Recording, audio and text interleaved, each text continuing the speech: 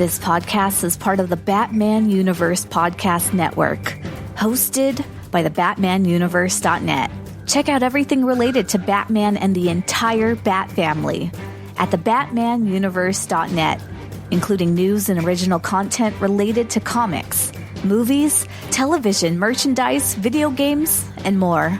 Also, check out some of the other unique podcasts that TBU has to offer. Consider supporting this podcast by becoming a patron on Patreon. Even $1 can go a long way in supporting this content that you enjoy.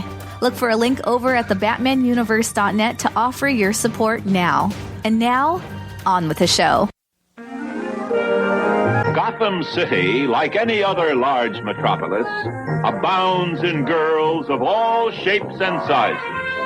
Debutantes, nurses, stenographers, and librarians. Gotham City Library, Miss Gordon speaking. Lopez hair removal. This is Jose. Holy transformation. 1 minute, plain Barbara Gordon, librarian and Commissioner Gordon's daughter. And the next minute, something new has been added. Batgirl, modeled after her idol, Batman. Holy apparition! No, Boy Wonder, I'm Batgirl. You are no longer alone, Capes Crusaders. It took me 3 years to track down the Jade Gato, and 3 more to figure out how to steal it. Funny, it only took me 10 minutes to figure out how to snatch it back. No matter how you do it, crime doesn't pay girls. Gifts we gave, but more you took, she snarled. So more, in turn, is due. In a blink, the girl was trapped inside a mirror. Her parents, though, had searched all day and at last arrived. With rampant rage, Father fought the witch, while Mother's loving touch shattered the dark enchantment. But the witch was strong, and Father yelled, "Save our daughter!" So Mother bore their child to safety as the forest was consumed. Even now, the burnt forest is a grim reminder of Father's sacrifice. To this day, any child who stares too long into the charred wasteland will be haunted by nightmares of getting lost while picking berries.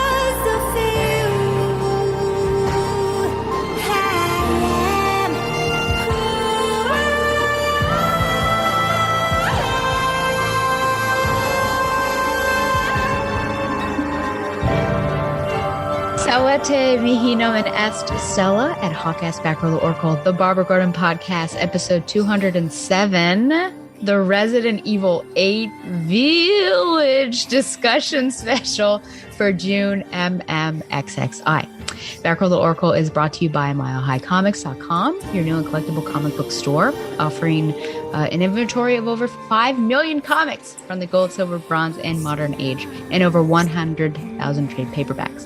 If you're not into the vintage stock, Mile High Comics also has a subscription service called the New Issue Comics Express, offering a discounted price for comics ready to hit the shelves. So if you're looking for vintage back issues or a great modern subscription service, be sure to check out MileHighComics.com.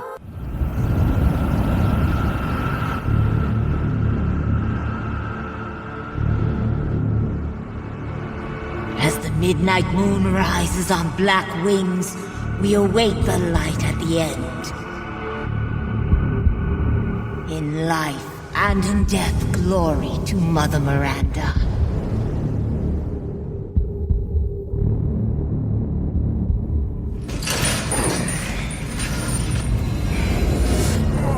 Bet you're whining. We're almost there. Rose, where are you? Hello. If there are any survivors out there, come to Louisa's house near the fields.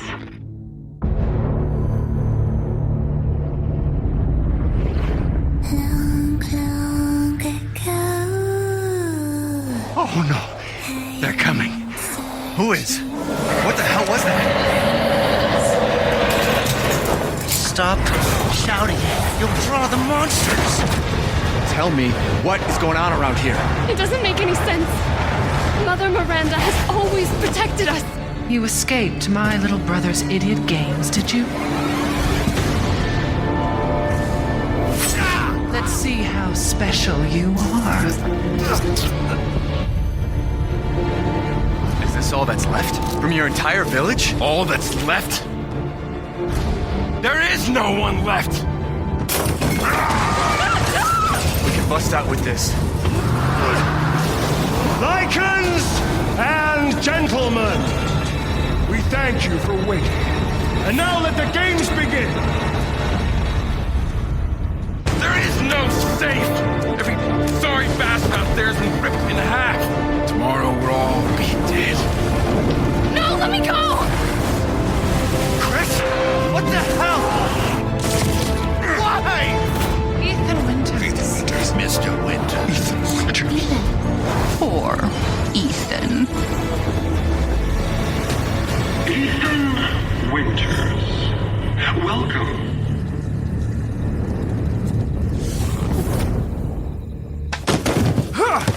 Get off of me! Stay the fuck down! I gotta say, I'm surprised you made it this far. It'd be a shame if something happened to you now. You killed Mia. Now do me and finish the job.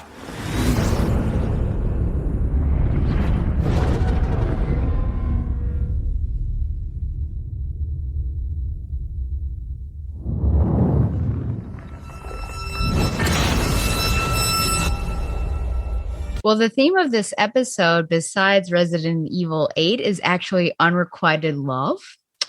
Because the guy with me has unrequited love for Lady Dimitrescu, and I have unrequited love for this guy that's with me here. So this attractive man-fish thing is Harold. He was with me before, so welcome back to the show to talk about another video game.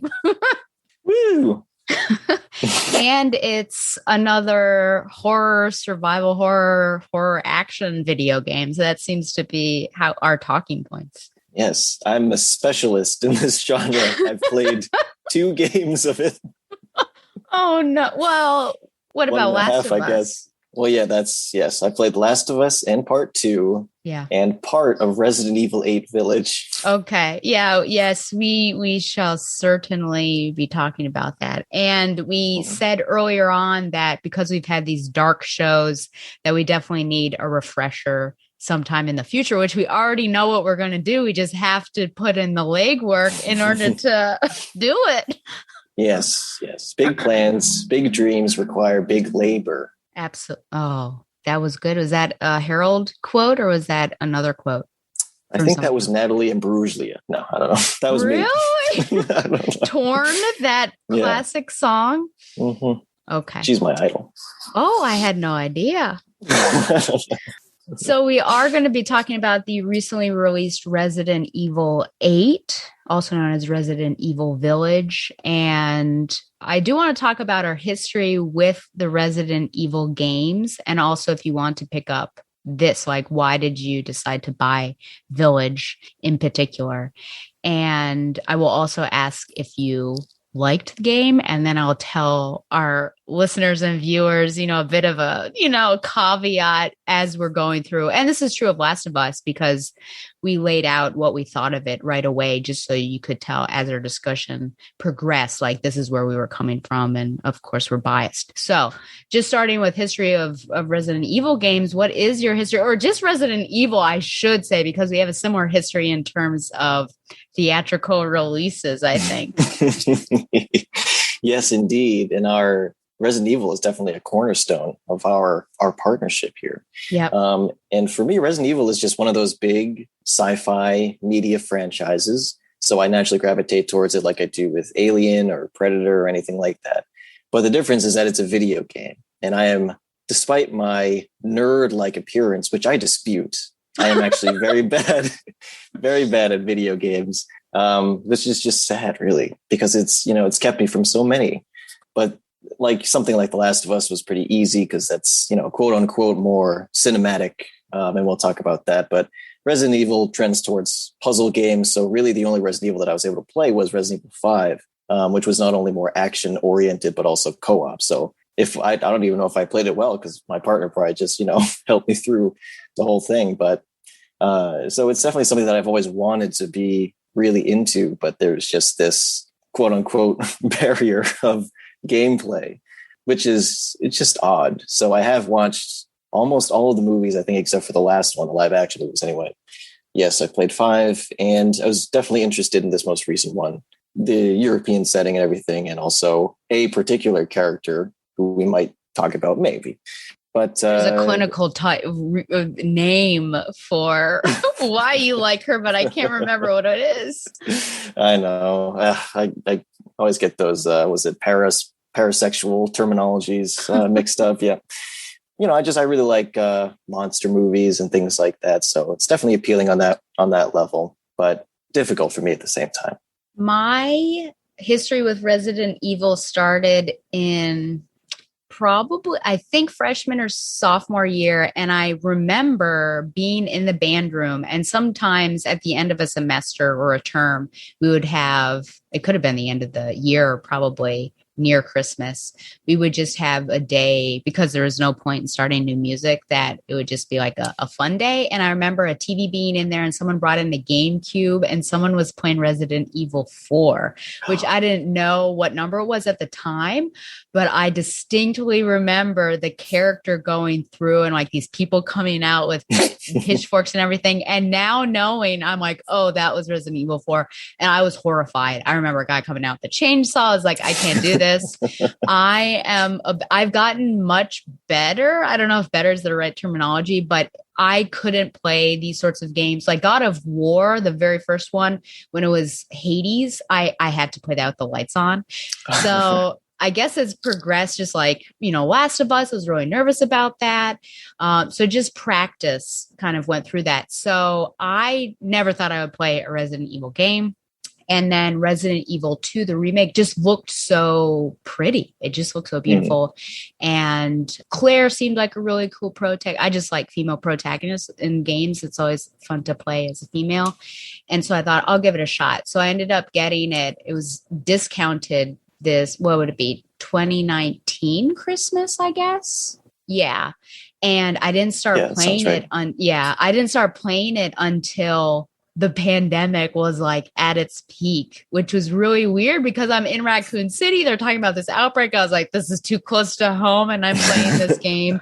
And then it was around that time, it was summer. I guess it was spring and summer that you and I started rewatching all those films. Like we watched as many as we could. I think Netflix had a bunch of them. And then I had only seen the first one edited on TV because, again, squeamish and not really wanting to deal with zombies and everything. But it was fun to watch all of them in their theatrical glory. And then I paid money for the others, and they get ridiculous. But yeah, it's been an interesting ride. And then I recently got Resident Evil 3, of course. And then I did talk about my Resident Evil 7 history. But the reason why I even tried Resident Evil 7, because I didn't like the setting. I don't really like first person, though. Now that I've played some Call of Duties, like, okay, it's not as bad as I thought. But I saw some more information about Resident Evil Village, and you're right, like the setting, Lady D, I mean, she's an intriguing person. Like all this werewolves and vampires, was like, oh, this is really different. I'm really intrigued. But I felt like I needed to go back because it was Ethan Winters' story still. So to play 7.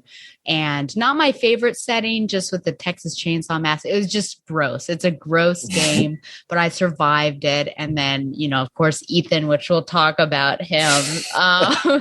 But yeah, so I gave this a shot and game locked it on GameFi, which is lovely, and got it pretty soon and then played it. So yeah, so my history, at least with Village itself, I think is really similar. I feel like overall our stuff is pretty similar. And I do like puzzles because Uncharted was pretty puzzly and Tomb Raider was puzzly.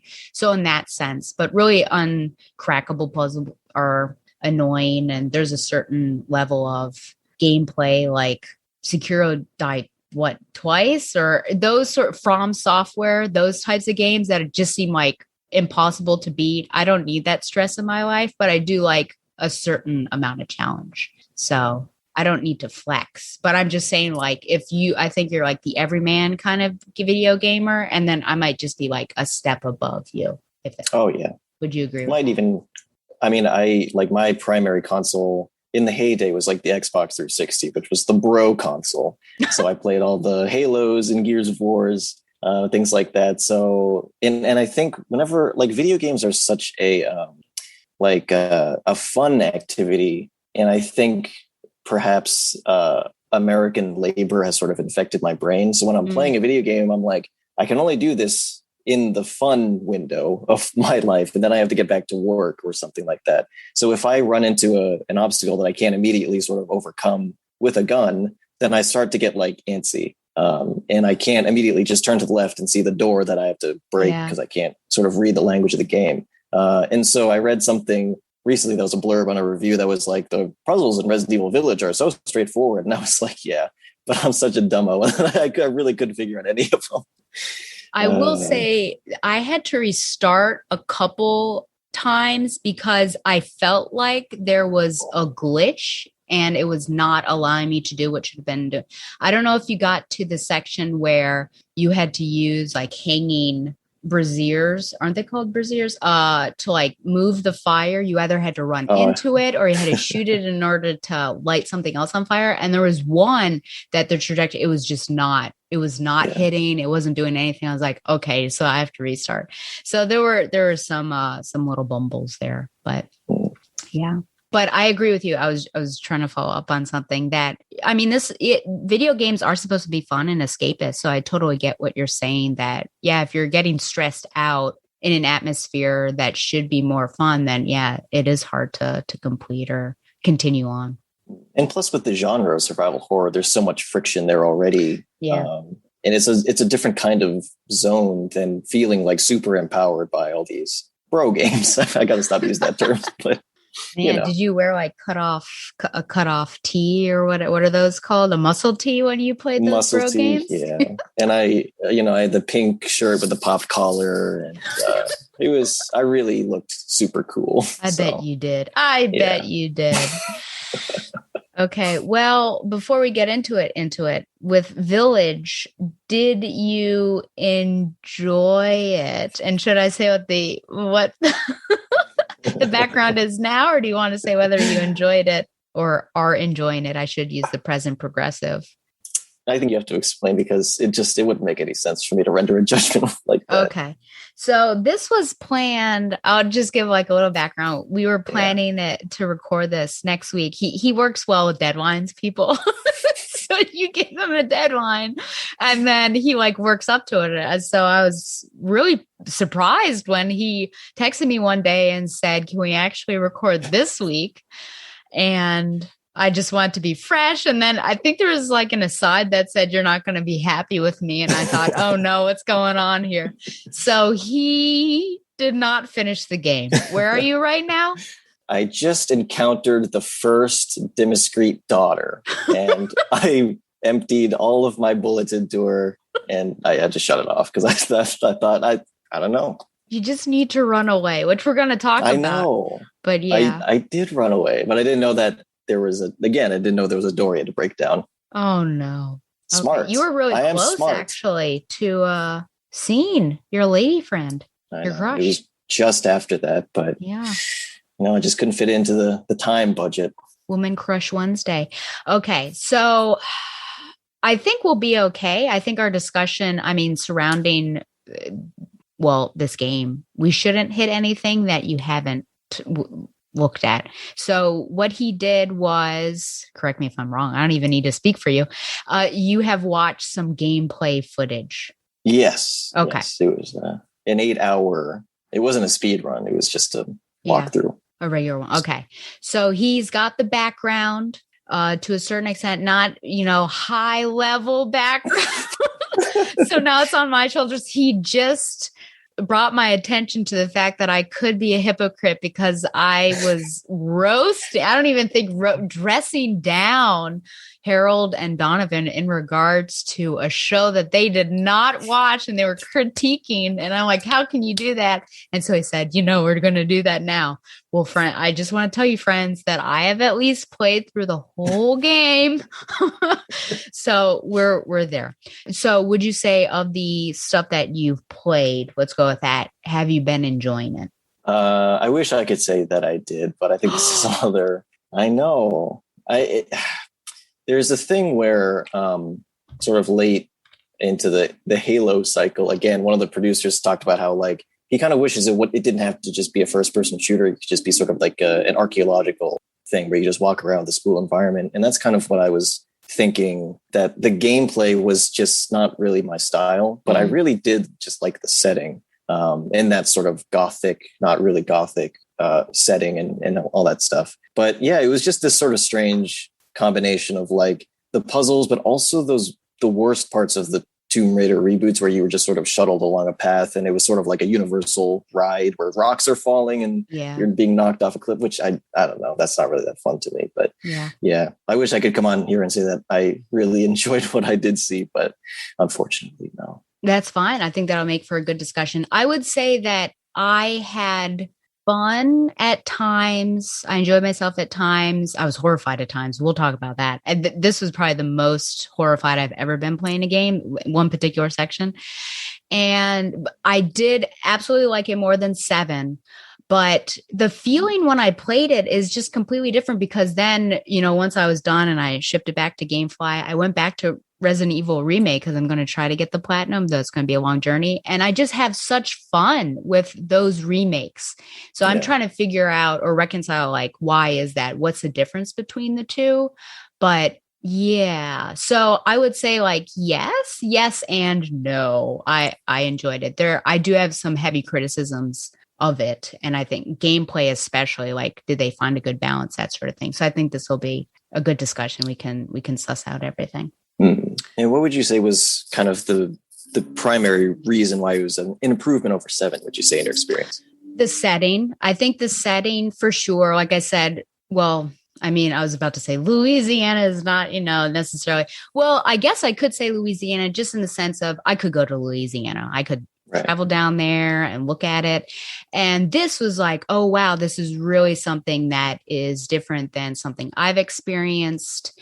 And it's really fun to see. And there are some beautiful moments. I mean, that Castle Dimitrescu is so beautiful. And then it's paired up with other bizarre things like the factory, which I don't know if you saw many sections of that. But the setting in particular, and then the characters, I think were also really interesting. And the 4 lords are so distinct from one another. I thought that was pretty cool. And then I liked the werewolves and the vampires better than the mold and the Baker clan in particular. So I would just say like grotesque, which was 7, versus more or less like a beautiful and terrifying experience with 8. Yeah. But, and I'd like to talk about the aesthetics at some point too, because I think it's very important. Yeah, for sure. I did want to go through some definitions just because I think there's going to be a question where, what is this? What is this game? And does it balance itself well? And these all come from Wikipedia. So thank you for that. I think they all do. So survival horror is a subgenre of action, adventure, and horror video games that focuses on survival of the character as the game tries to frighten players with either horror graphics or scary ambiance. Although combat can be part of the gameplay, the player is made to feel less in control than in typical action games through limited ammunition or weapons, health, speed, and vision, or through various obstructions of the player's interaction with the game mechanics. The player is also challenged to find items that unlock the path to new areas and solve puzzles to proceed in the game. Games make use of strong horror themes like dark maze-like environments and unexpected attacks from enemies. And Resident Evil 1, the original, it really is sort of the capstone of this and really getting that genre started. Then we have action horror. So action horror games are a spin-off of survival horror games where more action game elements from first-person and third-person shooter games are used alongside the survival horror themes, making them more fast-paced than prior survivor horror games. And finally, the silent protagonist, because I do want to talk about Ethan. So in video games, the silent protagonist is a player character who lacks any dialogue for the entire duration of the game, with the possible exception of occasional interjections or short phrases. In some games, especially visual novels, this may extend to protagonists who have dialogue but no voice acting like all other non-player characters. A silent protagonist may be employed to lend a sense of mystery or uncertainty of identity to the gameplay, or to help the player identify better with them, which is certainly what I talk about Ethan so many times to Harold. He's probably really upset. I complain about him so much, and he has mentioned several times, like, it's probably so the player can identify with him. So just be aware of that. What's your experience with other silent protagonists, and have they been positive or negative? My knee jerk would be Jack from Jak and Daxter. Oh. So that would probably, and that was, when I was kind of a baby playing games, I guess, or a teenager baby playing games, but that was my first experience, and I didn't really know the name of that. And it's hard because Daxter is on Jack's back the entire time, and he's the one talking. So it's almost like it's not a silent protagonist because they're practically one character, but technically he is. So I would say there's that. And it was used in a funny way because there were times that he would try to speak and you're like, oh my gosh, is he about to say something? And then somebody else says something and speaks for him. So the Naughty Dog clearly knew what they were doing there. So I would say that was fun. I don't think that I ever saw myself as being Jack. I think it was just a nice little pair that you had with Jak and Daxter. There was someone else that I mentioned to you. Oh, I've only seen video of what's that Alien Dead Space. I've only seen, I think his name's Isaac. Is that right? Mm-hmm. So I can't really say whether I would put myself in there. And then you had mentioned Link, but I have no personal experience with that. And Cloud is kind of a silent protagonist. I'd have to talk to Donovan, the expert on Final Fantasy VII, to see if he would agree with that. But so I would say, for the most part, well, maybe 50-50. So Jak, I think I was fine with it because of how they were able to use Daxter. But Cloud, I didn't really care for him. He was just overly aggressive. It was everyone else. And I started to like him as he developed with other characters. But I've never personally seen myself as them.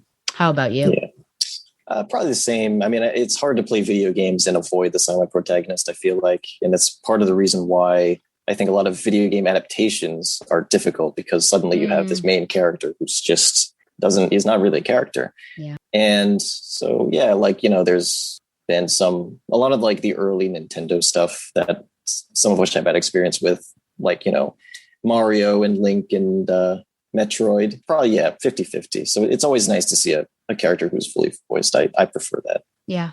Do you see yourself in any of those characters when you play them? Okay. And I think because I imagine because of the sort of Nintendo NES origin, I imagine that the silent protagonist just came about through as a consequence of logic that you couldn't really have voice in games. And then as it went on, it took a while for video games to really diversify their main characters. And so there would always sort of be the standard white male space marine, perhaps. And that's kind of a difficult thing to ask everybody to identify with even if it's just a silent character. So it's kind of a flawed premise that I feel like is something that is fed to video game academia, that the silent protagonist works, as a psychological thing, but in practice, I don't buy it. Yeah.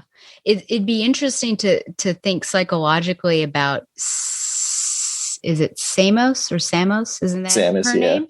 Because probably all the males, could have been identifying, and then all of a sudden it's revealed what?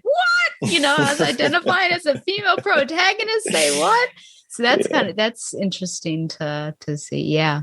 I love Samus. I was just trolling, saying that her name was Metroid, but yeah. Well, you didn't troll me because I knew. It was a trap. You tried to trap me. Yeah. Yeah, I don't know. I mean, even if there's, I like to see my little player avatar, especially for horror games, because you're, I guess 2 degrees removed or so from the horror element. Whereas if you're there, you're encountering it. But yeah, I don't know. When I play as Jill or Claire, I feel like this is maybe because they're female, but also because they're badass. I feel like I can identify them, even though I can fully see their little faces and everything. So I prefer to see my person, but I wonder how it would have been different for you playing the original games, which were different camera angles. Yeah. I don't know. I see it because I think they recently had remastered it or done something. And I kind of want to play like all of them, but maybe I'm a bit of a snob. I'm like waiting for the remakes because they look so beautiful. But the remaster, it just makes me nervous. And I don't know what I would think about the gameplay. Like, well, it's not smooth. It seems like you're running to a corner and then you have to wait for it to go. I don't know if I could take it. Yeah, I know. What's going to be behind that corner? It's bad enough things dropping out of the sky and either they'll wake up or they won't. Okay. Well, cast list wise, and I forgot, but one of the daughters, the actress actually passed away before this even came out. Really? I don't remember which daughter though. I guess you can always Google-nate if you would like while I'm doing this. Yeah. So, okay, here we go. So Todd Soley is Ethan Winters. Roll my eyes. Katie O'Hagan is Mia Winters. Jeff Sheen is Chris Redfield, which is Carlos in Resident Evil 3. So I love that. Though I could only see whenever he spoke, I was like, it's Carlos. It's Carlos. Michelle Lucas as Mother Miranda. Neil Newbon as Carl Heisenberg. Jesse Pimentel as Salvatore Moreau. Paula Rhodes as Angie. Andy Norris as Donna Beneviento. Maggie Robertson as Alcina Dimitrescu. Nicole Tompkins as Daniela Dimitrescu, and Jeanette Mouse as Cassandra Dimitrescu. Becca Pruitt as Bella Dimitrescu, Aaron LaPlante as the Duke, and Carol Stanzioni as the Hag, which is that old lady that you encounter in the village. A dual role. So who would you say turned in the best performance? Oh, that's a good question. You know what? Lady D, I really like Lady D, though it's hard to like separate her visage from her, her voice. But I love, you haven't seen it yet, but when she hangs up with Mother Miranda and she's like, can I, take care of this? Why do we have to wait for this ceremony?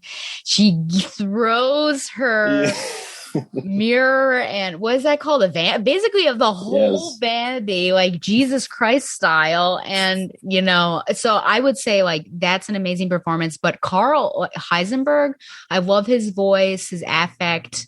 I constantly would call him the Big Lebowski, but he's just so charismatic. I would say that might be my top of all of them. Yeah, I can see that. I had a soft spot for the Duke. Might have just been the character. I kind of like that. Sort of, he was not quite an enemy, not quite an ally. Yeah. It's interesting. Yeah, I didn't expect him. I mean, we'll talk more about him, but didn't expect him to have the role that he did. I just thought because I had known of the merchant, I think in Resident Evil 4. So I just thought like maybe he's just a seller and that's it, like an NPC. But the Duke plays more of a role than I ever expected, which was cool. I think that was cool. He needs to go on a weight loss program now. Okay, so I'll give a brief synopsis again from Wikipedia, just to give people an idea of what this game was about. So 3 years after the events in Dulvey, Louisiana, Ethan and Mia have been relocated to Europe by Chris Redfield to start a new life with their newborn daughter, Rosemary. One night, Redfield and his Hound Wolf squad raid the house, assassinate Mia, and abduct, there's a reason why I'm laughing, and abduct Ethan and Rosemary. Ethan awakens next to a crashed transport truck and reaches a nearby village terrorized by werewolf-like creatures known as lichens. Ethan is unable to save the remaining villagers and is captured and brought before the village priest, Mother Miranda, and her lords. Ethan escapes and ventures into Dimitrescu's castle to find Rosemary with the support of a local merchant known as the Duke. Ethan eliminates Dimitrescu and her daughters, finding a flask containing Rosemary's head. The Duke explains that Miranda placed Rosemary's body parts in 4 different flasks for a special ritual and that she can be restored if Ethan recovers the other flasks held by the remaining lords. While killing Beneviento and Moreau for their flask, Ethan learns Hound Wolf is also in the village. Ethan passes a test from Heisenberg for the 4th flask and is invited to the Lord's factory where Heisenberg offers a proposal to defeat Miranda together. Ethan refuses once he learns Heisenberg intends to weaponize Rosemary and escapes. Ethan encounters and confronts Chris over Mia's death, learning the Mia Chris killed was actually Miranda in disguise. Chris reveals that Miranda possesses the power of mimicry and was attempting to abduct Rosemary, succeeding when she crashed the transport truck. Chris destroys Heisenberg's factory, while Ethan uses a makeshift tank to defeat Heisenberg. Miranda confronts Ethan and kills him after she reveals her plans to take Rosemary as her own. Witnessing Ethan's death, Chris leads Hound Wolf to extract Rosemary while a Bioterrorism Security Assessment Alliance, or BSAA, assault force distracts Miranda. Chris enters a cave beneath the village and discovers a megamycete, the source of the mold from episode 7, or the game 7.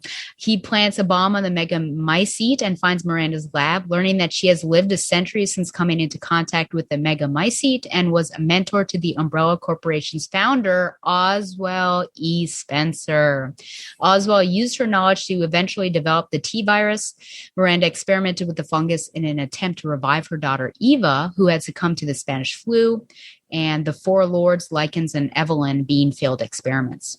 Miranda found a suitable host with Rosemary due to her special abilities inherited from Ethan and Mia. Chris also rescues the imprisoned Mia, learning that Ethan is still alive when Mia reveals her husband's powers. Ethan revives after encountering Evelyn in Limbo, who reveals that he was killed in his first encounter with Jack Baker in Dolby. So that was a plot twist, but was revived by her mold, which gave him regenerative powers, which explains many things. Yes. Oh my gosh. Yeah. Basically, when I think everyone's seen that scene when Jack Baker says, "Welcome to the family, son," and kicks his head in, that's when he died. So just FYI. The Duke brings Ethan to the ritual site where Miranda is attempting to revive Eva, but only succeeds in reviving Rosemary. An enraged Miranda battles Ethan, who kills her before the megamycete emerges from the ground. Ethan, his body deteriorating from his regenerative powers, having reached their limit, sacrifices himself to detonate the bomb planted on the megamycete, while Chris transports Mia and Rosemary to safety. As Mia mourns the loss of Ethan, Chris discovers that the BSAA soldiers sent to the village were organic bioweapons, which is hypocritical because that's what they're fighting against, and orders his squad to head for the BSAA's European headquarters. In a post-credit scene, a teenage Rosemary visits Ethan's grave before being called away for a mission on behalf of an undisclosed organization. As she and her escort drive off into the distance, an unknown figure is seen approaching their vehicle, which we can discuss. So that's basically RE8. And it goes right to the origin of the whole series. It does. Yes. So we're definitely going to talk about connections and everything. So first big question, do you feel like this game is survival horror or action horror, or is it both? And if both, I'm just asking a bunch of questions. If it's both, is there a good balance? This was a sticking point for a lot of critics who, there's this sort of recurring narrative with Resident Evil that it kind of bounces in between action and horror, and people don't generally like the action part. In this case, I think it is both, that it starts out horror and then there's at least one sequence towards the end that is specifically action. But I actually think that that's pretty cool. What did you think? Yeah, I would say that I agree that it's both of them. I don't think we could swing. It's all survival horror. It's all action horror. I like that it had both elements, but I personally didn't think that it was organized well. Because I think the first half, like basically the beginning to the first 2 lords, were survival horror or just horror based. And then all of a sudden there's that big shift. I mean, once you're Moreau and you've got to go along the docks and try not to get swallowed by him, and then fighting waves upon waves of lichens and the factory and everything. So I feel like if they had reorganized the lords, it would have felt better. But it was just like, oh, well, I'm done with Beneviento. So, you know, I won't be scared anymore, which there were still some jump scares for me, but I would have almost liked it to be better balanced, that I'm going back and forth between action and then horror. Well, so this is my question then. Did you feel a sort of narrative utility in the shift in genre? Did you feel sort of more empowered as Ethan? Oh, interesting. Yeah, I suppose that's true. I know you don't want to think about being empowered as Ethan. I know. Yeah.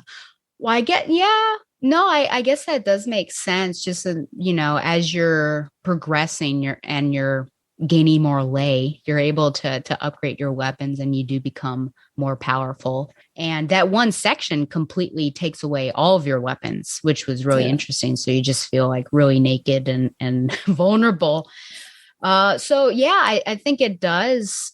But I feel like there are times when I feel really powerful in the remakes in 2 and 3, but I can still be taken out really quickly just with one hit by, you know, Nemesis or something like that. So I think there's still a way to feel powerful, but also your life is in jeopardy, you know, if something comes out at you. Yeah. I think what really captured my imagination was the sequence when you start playing as Chris, and you bring a team into the village, which is a pretty, again, it's a kind of intertidal narrative between like Alien and Aliens, where suddenly this space that you've had to struggle to figure out and you've barely survived, and now you're sort of empowered to do something and I guess effectively destroy it. And I think that's kind of it's interesting. I don't know, emotionally maybe. Yeah. I think the Chris one, I'm totally on board with. The Ethan, I'm still working out because there's just that one line that's just thrown in there haphazardly at dinner at the very beginning that, you know, Chris put us through this training or whatever it was. And you kind of still want a bumble. I mean, the man's wearing a trench coat, I'm pretty sure, as far as I can tell from looking at his arms whenever he's raised them up. Maybe a coat. I don't know what it is, but he's, you know, just a civilian. And so you kind of want him to still bumble around. So I wish that there would be a difference, like a distinct, and I suppose there was, you know, playing as Ethan versus Chris. I think you could probably tell that there was a difference, but powerful Ethan still seems the same as Chris. And I think there should be a difference. Like, hey, there's this guy that doesn't have the training that Chris Redfield has had. Right. Especially since you're fighting things like Lady Demiscreet's like mutated form, like, and every man isn't going to fight that thing. Yeah. Oh, yes. It is very true. Yeah. And now it's just like old hat for him. He's just like, oh, not again. Whereas I'd be freaking out every single time. Like, what is that? Oh, boy. But he does say, well, we'll get to it. I'll complain for hours upon it, about that. So you had mentioned run and hide gameplay, which was something that I think you said it sort of turned you off on that. Do you want to talk about this now, sort of that gameplay, or what you experienced and what you mean? Yeah, I mean that genre of game, which I think was sort of introduced via the Amnesia series, and then things like Outlast and Alien Isolation. It kind of happened when I was sort of out with video games in between the 7th and 8th generation of consoles.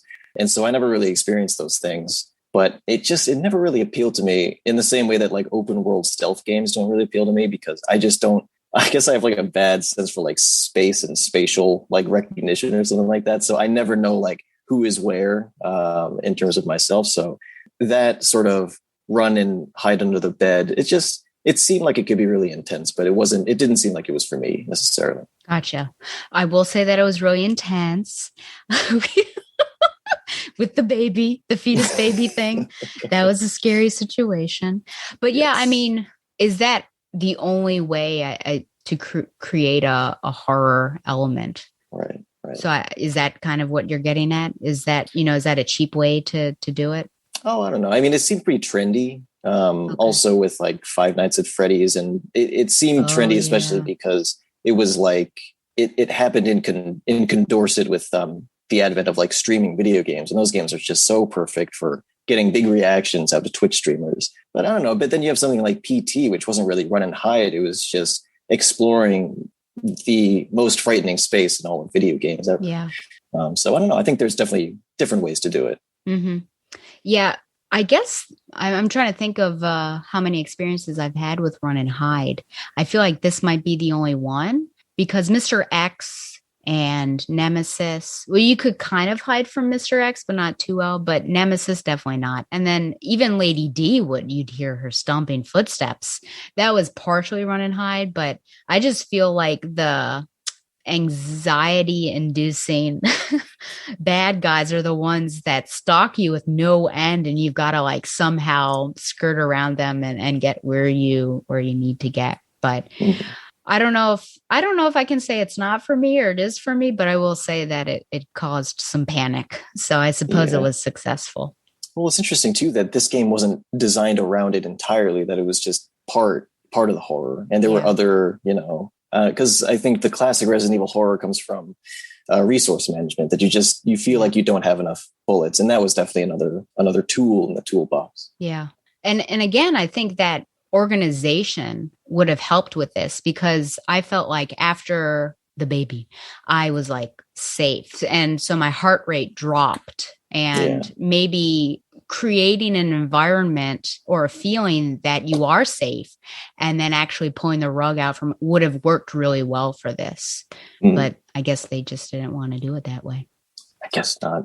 Well, that's the interesting thing too about Resident Evil. They're always pretty experimental. So I guess, they try something once and then they move on. I don't know. Yeah. Ooh, I have use of horror and suspense. From what you've played, I mean, how do you feel like this matches up with a horror experience or other? I mean, Last of Us, you play Last of Us, and also RE5 that you said you played. You feel like it's used well? I think so. I read ahead of time that this game was definitely not as scary as the predecessor, which I think you disagree with. But I didn't play Resident Evil 7. But so I thought that it was like the village itself was a pretty creepy space, and just being around it, being inside of it was just sort of uneasy. And then I was spoiled on the baby because I saw just a thumbnail of it on YouTube, and I was dreading running into it. And, to wit, I never encountered it. So I didn't have a problem. Oh my gosh. I remember you said that you were spoiled on something, and then you said like, it makes me not want to play. And I thought, oh no, what is this? And then I played it, and I think I immediately went to you and said, I have encountered the most horrifying thing I've ever. And you said, I think I know what it is. What was it? Yeah. I like the atmosphere, especially like the atmospheric sounds. I think that was something that was mentioned above in one of the definitions, because you could just be walking and no lichens are going to attack you, but you hear them all around you. And I wear headsets, so it's like even worse. But just that, like the anticipatory dread that something's going to happen and you don't know when it's going to happen or if it's going to happen. So I feel like they do well with that in the village in particular. And I suppose in the not really the factory, but I guess the lichens. Really, it's the lichens that I think create that. So that would probably be their best horror suspense. Okay, so then here I was thinking about Mortal Kombat. We were doing this. If you remember when we watched Mortal Kombat, I think I asked you what's the responsibility for filmmakers to reach out to veteran fans who love the Mortal Kombat series as well as the original film, and then what responsibility do they have to new players? And so how do you feel like this? I mean, you can actually answer that question in terms of Resident Evil. What responsibility do the creators have for that? But how do you feel like it was successful in doing that, reaching out both to veterans as well as newcomers to the series? From my perspective, I feel like it was actually really successful in this regard, because this one and 7, they feel sort of individual, at least in terms of like visual identity and things like that. So, but at the same time, as the deeper you go, you realize how interconnected it is and how a piece of the franchise it is.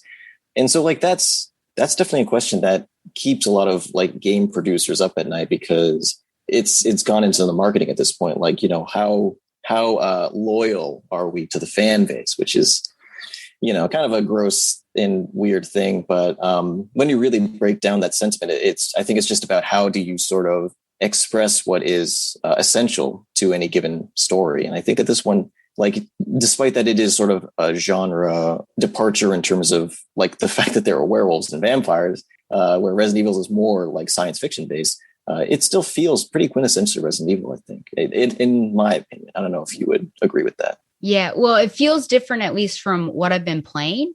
But as I played it and looking into it more and doing research, I can see those narrative threads as well as Easter eggs, but a bit bigger than Easter eggs, maybe Easter goose eggs or ostrich eggs, something like that. And I agree. I think that this was such an enticing game, primarily because of that woman. You have to agree that I think, they had no idea, but I think happenstance just allowed them to create this game that people hopped onto. And we'll talk about, is this a duology? If that's a word, I think it is. But I think it was great, especially for people who may have popped on just for RE7 because it's a completely different protagonist. So you've got those middle of the way, like rookie players, I guess, right. And then people who are really interested in this game hopping on. And then, I think the Duke, a lot of it tying back into Resident Evil 4, I think was big. Chris Redfield, I think, being a big thing. And then I would only say that surface levelly would be the files that you discover in Miranda's lab, that you find that Oswald Spencer was connected, because if you don't look at the files, you have no idea. But that way it ties everything in together, because I wasn't sure, how is this connected to the T virus and the G virus if we've got lichens and everything. But it with her experiments, it does work out. So part of me, even though I'm a newcomer, part of me does want to be like elitist. No, we need to keep to the original.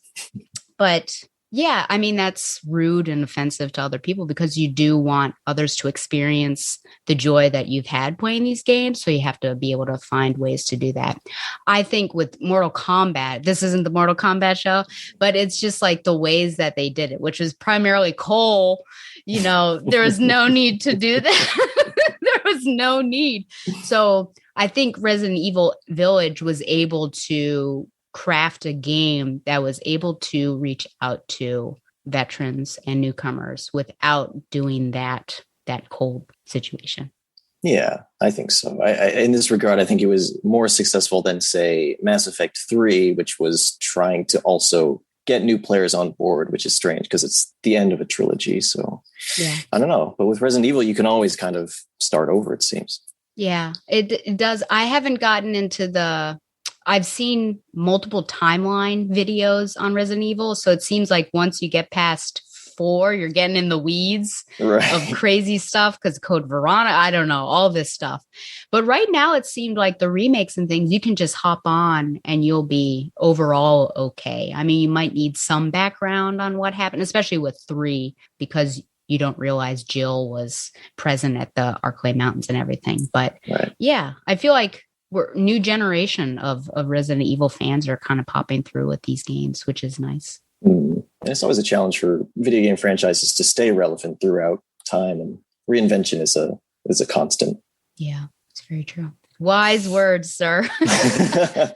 My last one of sort of the overall questions before we start getting into player, character specifics and settings and things like that is just about the total play time and how it compared to the length of the other games in the series, and whether you thought that it was a good length or not. And it's pretty comparable to Resident Evil 7.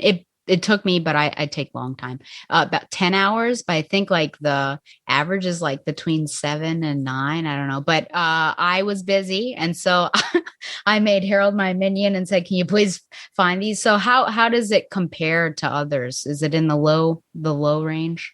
Oh, I thought you just that's wanted me to okay. find, If you want to, whatever data you have found, you can now talk about it. 10 sounds like the shorter end, but like PC Gamer, they said that for the review, it took 10 hours and 20 minutes. But if you want to collect everything, it'll be more like 13. And that was sort of, that's what I kept seeing. So, gotcha. Yeah. Okay. And did you see any comparisons to other games by any chance? No, but that it seems to be like pretty short relatively to what games are now. I mean, you and I have both played Assassin's Creed Odyssey. You finished it. I mean, how long was that game? Well, it depends on if you did everything. I think that was my 75-hour game. But that's, the RPG. I do remember IGN, I think it was on Instagram at one point, went through the total, the play times for each of the Resident Evil games. And in the beginning, they were relatively short. Like if you're playing Resident Evil 3 and just going through and not collecting, it's about 6 hours. It's pretty short.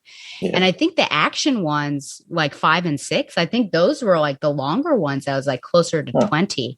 Wow. So I don't know. Yeah. But do you feel 7 to 10, is that a good run time for a horror game? Do you think it's intentional? If they are focusing on horror elements, are they looking to the psychology of the player and morale? I don't know, and don't want to put them through that for an extended period of time, or is that just me coming up with something? No, that makes sense. You also have to wonder if maybe you get too used to the environment that it stops being scary if you're playing it for too long. In the case of Resident Evil Village, too, it's also their experimentation with open world games. It's more you have this hub, which is the village. So you think you could sort of pad out the length with that, but they didn't. And I appreciate that. In some parts, it's very on rails. There's a lot of those sorts of interactive cutscenes. And so it's very cinematic and it's very detailed. And a lot of the, I do still feel a little bit of this anxiety when I play games like Shadow of the Tomb Raider or The Last of Us Part 2, which they're it's just so much high fidelity, intricate detail that I know, we talked about the labor last time. So much goes into these games that, I would prefer a more concise experience because I feel like it's just less, I don't know. It just makes me more comfortable in that regard. Yeah. Do you feel overwhelmed, I guess, sensory overload almost? Is that? Oh, yeah. Yeah. I mean, especially with the PS4 generation, it's just almost like the games look so good that it's too much visual data. And I can't immediately sort of discern boundaries or things that, the video game language that I developed through the GameCube era where you run into a wall and there's no wall there, but you're just sort of I can't pass this wall. But in a game like Village, everything is practically photoreal. And so it's difficult to tell where to go or what to look at or where you can stop. So yeah, I do have trouble with that. Yeah. And I would agree, at least in terms of, I think this is what you're saying. Please tell me if you weren't, but I like to experience it and look at everything and pay respect to the people who created it by enjoying everything and marveling in the beauty. And so it is harder if it's a longer game and everything you're seeing is new because you're looking around oh man, all of this stuff that's going on. So is that something in Resident Evil's franchise's favor? This one, I think you go back to the Village 3 separate occasions. You'll hit different areas, but you're also retreading paths to find treasures and unlock some of those picklocks things and picklock shelves or whatever. And Resident Evil, the remake 2 and 3, you're constantly going back and returning. Is that something in its favor so that you can experience everything fully and in different ways, even though it's the same setting? I think I know people like that. That's sort of the Castlevania or Metroidvania mentality of really mastering of space and really same with Dark Souls and From Software, as you mentioned.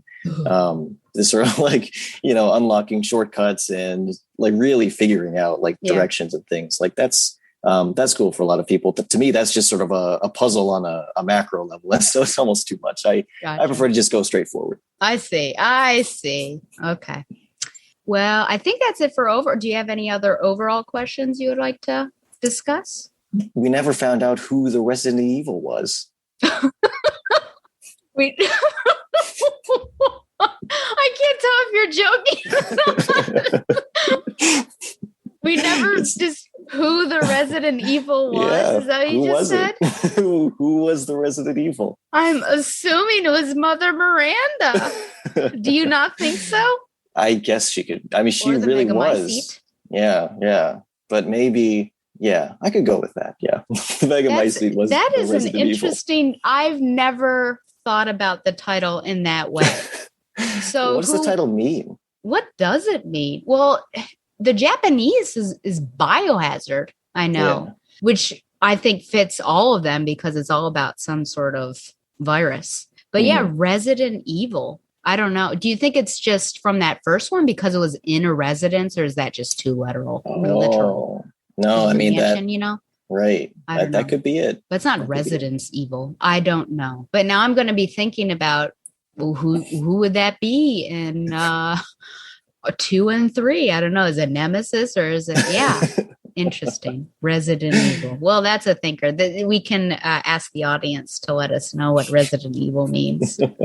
Okay, well, this is what happened last time. I tried to screen share and it was like too much and it overloaded my computer. So let's see. But I do have images of different characters and peoples. So we're going to go through some of the characters. We'll start with this dude. I know him. Here. Okay. So Ethan Winters. And I took this, there were several things, but I wanted to specifically have one where his face is hidden because I do want to talk about that. But can we just talk about who he is as a character, as a protagonist? And let's just get it off our chests. Maybe mine more so than yours. Yes, I can't wait to hear you finally just let everybody let loose. Yeah. So I don't even know what his character is like. His comparison to other protagonists, and is he well liked as a protagonist? Which you actually sent me. I actually took up. I saved that image that you sent me. But how would you describe him as a character? Let's go there. Let's pretend this is literature recommendations or required reading with Tom and Stella. How would you describe his character? Richly complex, tragically compelling. Excuse me? I'm about to drop you from this call. I think Ethan is kind of a mascot for Resident Evil 7 because that game was very consciously a soft reboot, taking the producers really looked at the elements of the series and they said, you have all these iconic larger than life characters like Claire and Jill and Chris and Leon who have been in other games like Marvel versus Capcom and things like they're, beloved in video games. So Ethan is not going to be a sort of like super soldier character. He's going to be an everyman. And everyman, that can be interesting, but I feel like I personally, I don't find him too interesting now. I don't know. I mean, he's kind of a bummer. Thank you. So we can get back together now. I've forgiven you. Yeah, I would agree with you. The everyman. I think that he's just Joe Schmo off the street that we pulled in and let's see what he can do. And boy, is he really beat up and he doesn't have any training and he's just trying to make it in this really bizarre world. And that's specifically for 7 and then 8. He got some training from Chris and he's special now. But yeah, he is. And unfortunately, I have to say, now we tried to separate in Our Last of Us, which I think is necessary, the actor or actress with the character. But I feel like the actor has something to do with it, if only like the affect or how he is presenting what he is saying, it boggles the mind. Like why he says things. I mean, the one I complained to you about mostly in this game is when Mia is getting shot. She's getting shot up and he's just cowering behind a table saying nothing, doing nothing. And then I feel like only when Chris actually puts the killing shot in her does he scream out, and even that wasn't to my liking. But I guess I don't know. I expect more. There are times I suppose he's used expositionally or to like help you out or comment on things, which I feel like I would have better comments than that. He's walking across a bridge a couple of times like, what is that? And I thought, Just go on with your journey. And then there are other times that you examine something and only a line of text comes up rather than him saying, oh, I don't have, it looks like I need something to pick this with. So I kind of wish he would do that. But you called him a bummer. My word for him would just be dud. He's uninteresting to me. He showed more emotion when that woman died. I can't remember her name now, the villager, and over Mia, he's like, why does this keep happening to me? I was like, wow, finally some emotion. But he also says really dumb stuff because she said, I hope you find your family. And then he says, I hope you'll meet them one day. And I'm thinking, Mia's dead. There is no them. I don't know. He is just unappealing to me. So I'm so glad that you agree with me. But then I just wonder, is he well liked as a protagonist? You sent me, let's see here, and I have to scroll through this. I don't know. Did you do this to me to get well soon? You're like trolling me. But look, I don't think they should have killed Ethan just like that. I liked him as a character interacting with the craziness around him. I was sad ASF we all know what that means, to see Ethan go out like that. At this point, Ethan should be remembered as one of the greatest protagonists. Who are you to a twin Neo fusion? Poor Ethan, he died, and his daughter ended up being a weapon anyway. He would never have allowed that. I feel bad for Ethan. He was so clueless all the time. Well, that's true. At least he was clueless. Ethan is a small yet memorable protagonist. I'll miss him. RE fans towards Ethan salutes and cries.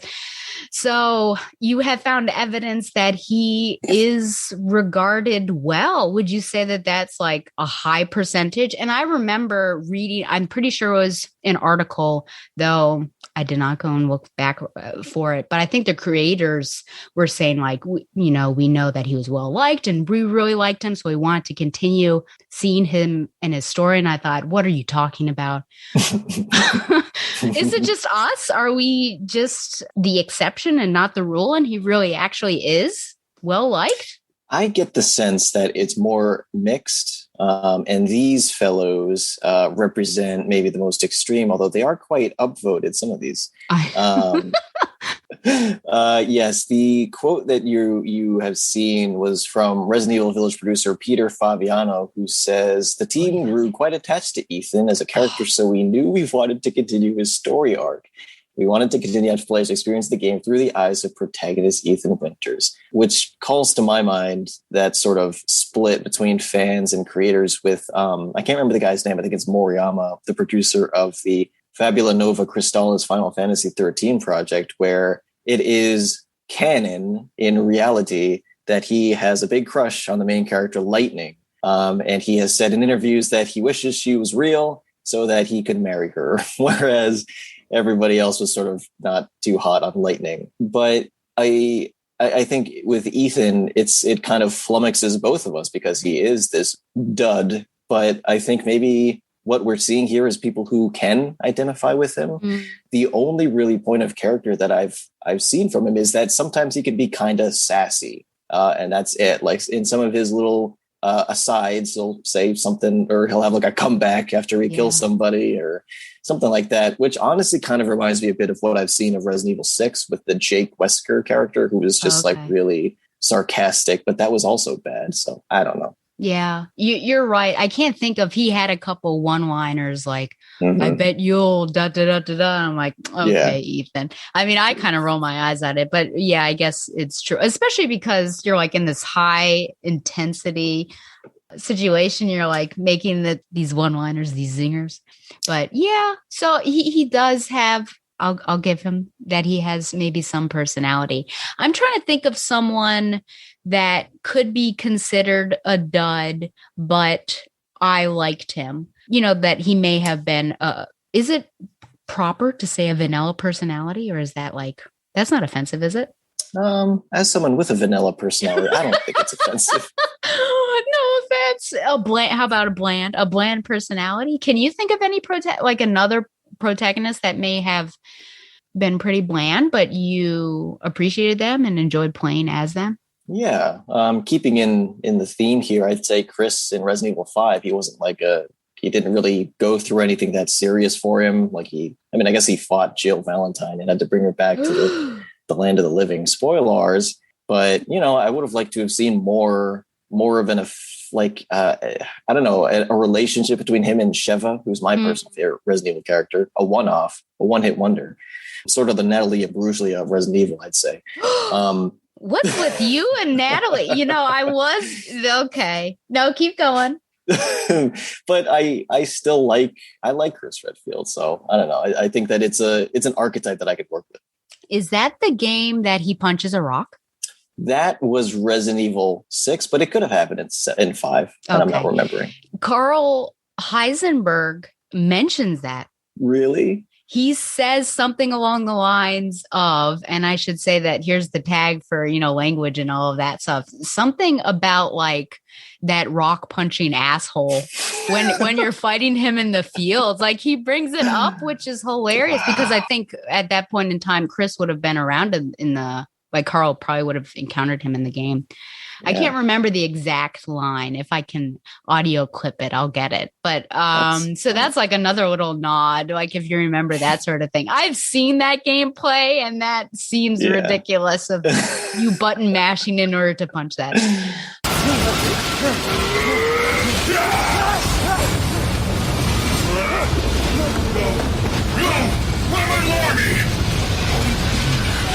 Older punching asshole. But you're first. I think of Jack again, specifically in the first one, because in Jack 2 and 3, he actually does. Well, he had undergone some forced experimentation, so he's kind of a different character. But even Crash Bandicoot doesn't. Another silent protagonist. He doesn't say anything. He just, he's a bit of he's not the most intelligent marsupial out there. He's kind of confused what's going on. He just wants to be with his lady love, but I love him. I mean, he's got his quirks. So I feel like there are duds that I have appreciated that may have lacked personality, but I guess maybe that's a contradiction if I'm saying they lack personality, but they have quirks. But this guy, it was just hard. It was hard. I don't know. It was hard for me to get. I just had so many questions with RE7. I wonder what it would have been like had I played this game first and not RE7. Yeah. Because I did have some major questions like, why are you doing this? Why? Because he had zero emotion in that one. It was so bizarre. But this one, it's like, oh, well, it's a step up. But so maybe I'm biased because I played the 7th one, but that was sort of the point if you're following along in Ethan's story.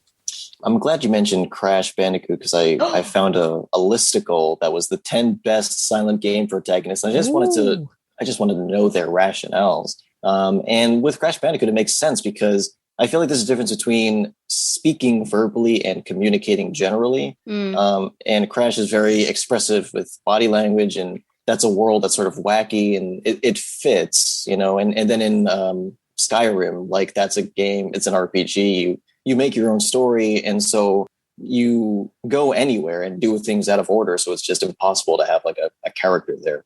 But in the case of Ethan, it's almost like I think he fails as a silent protagonist because he does speak, which is sort of a logical, literal thing to say. But, he has just enough personality that it actually, as we've identified, it runs counter to the player experience where you feel really on edge and he's sort of trying to crack wise or just saying something that just lands with a thud. And that could be sort of ruinous. And I think that part of it comes from gosh, what am I trying to say here? Oh my God. This happens a lot on a question we don't have answers where I'm talking and then the thoughts just sort of fall away. Nope, it's gone. That was terrible. I was sitting on that point forever and it's gone. I'm so sorry. Well, if it comes back, you let me know.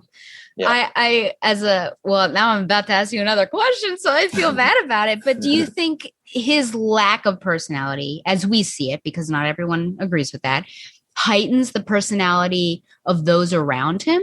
Does it actually do the game a service because you're able to focus on these really intriguing characters like Heisenberg, like Dimitrescu. Yeah. I mean, maybe. I feel like their personalities would have been strong regardless, and maybe would have even been better if you had more of a back and forth with them. I know that you talk to people like Heisenberg, but it's always the same Ethan, like, where's my daughter? Like, it's just the same thing. Yeah. Where's the trigger? It is like Batman. It is.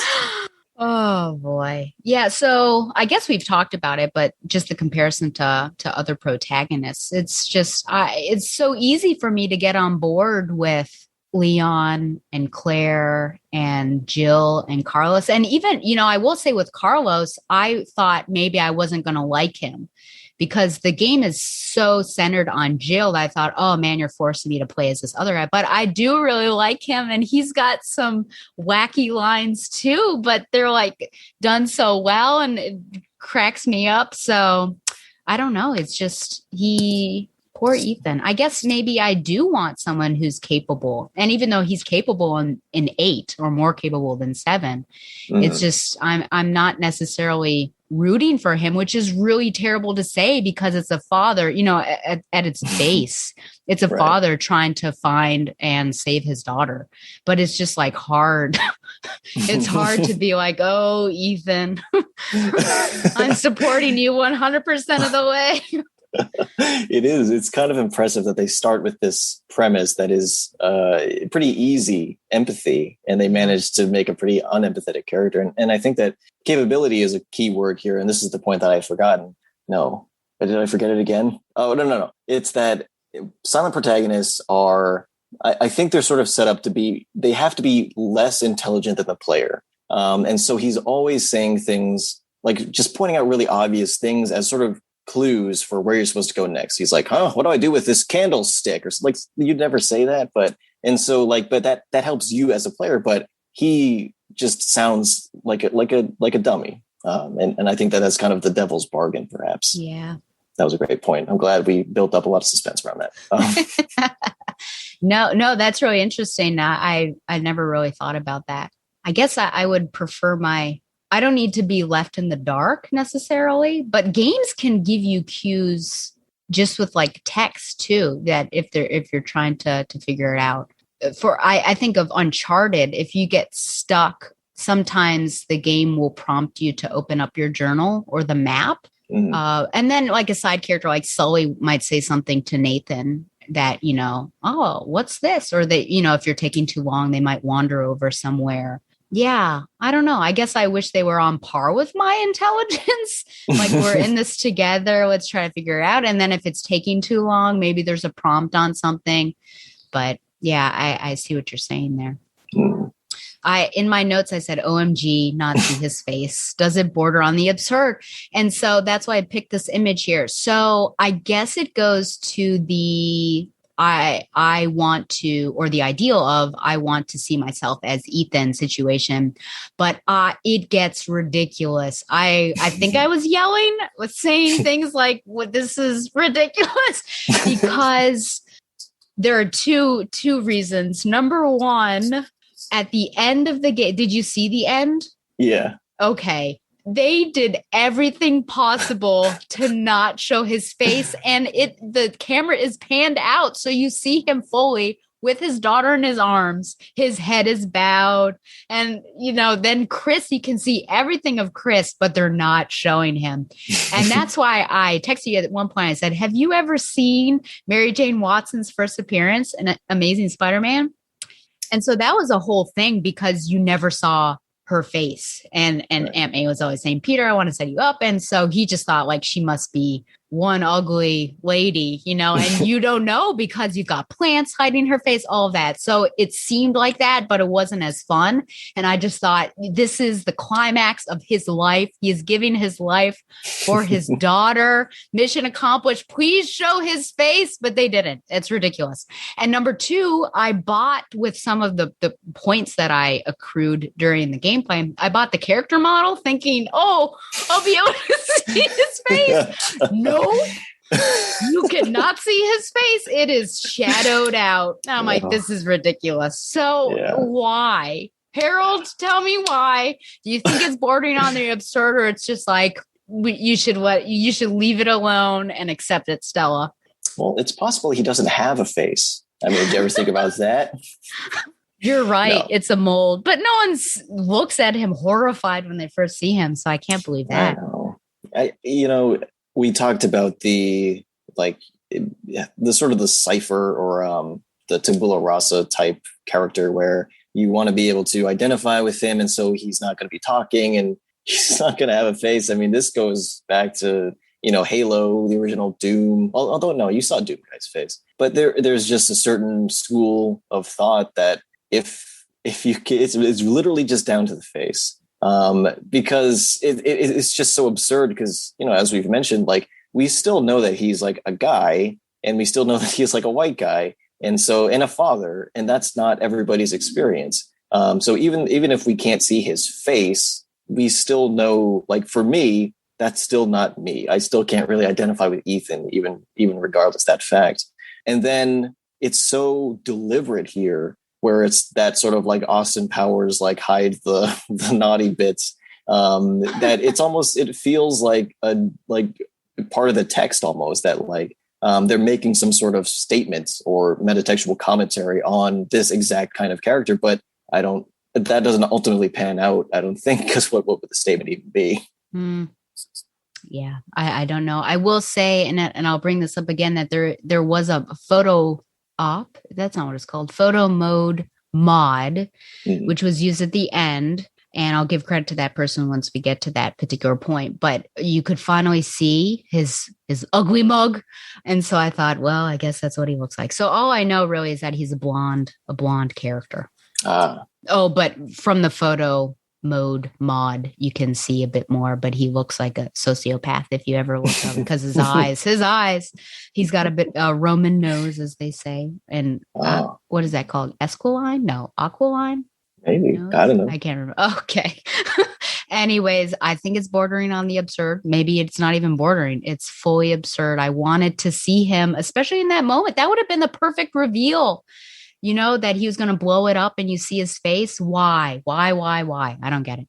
I know. It's much like what you discussed with Donovan about the Oscars, that weird bait and switch. It was the perfect time. Yeah, it's true. Thank you. Oh my gosh. You listened to my show? Yes, well, I had to prepare. I had to know how to beat Donovan at guest appearances. Oh, gosh. Well, it's a hard one. Okay, so there are some plot twists in here. At least I consider them. One, first of all, Mia not being Mia.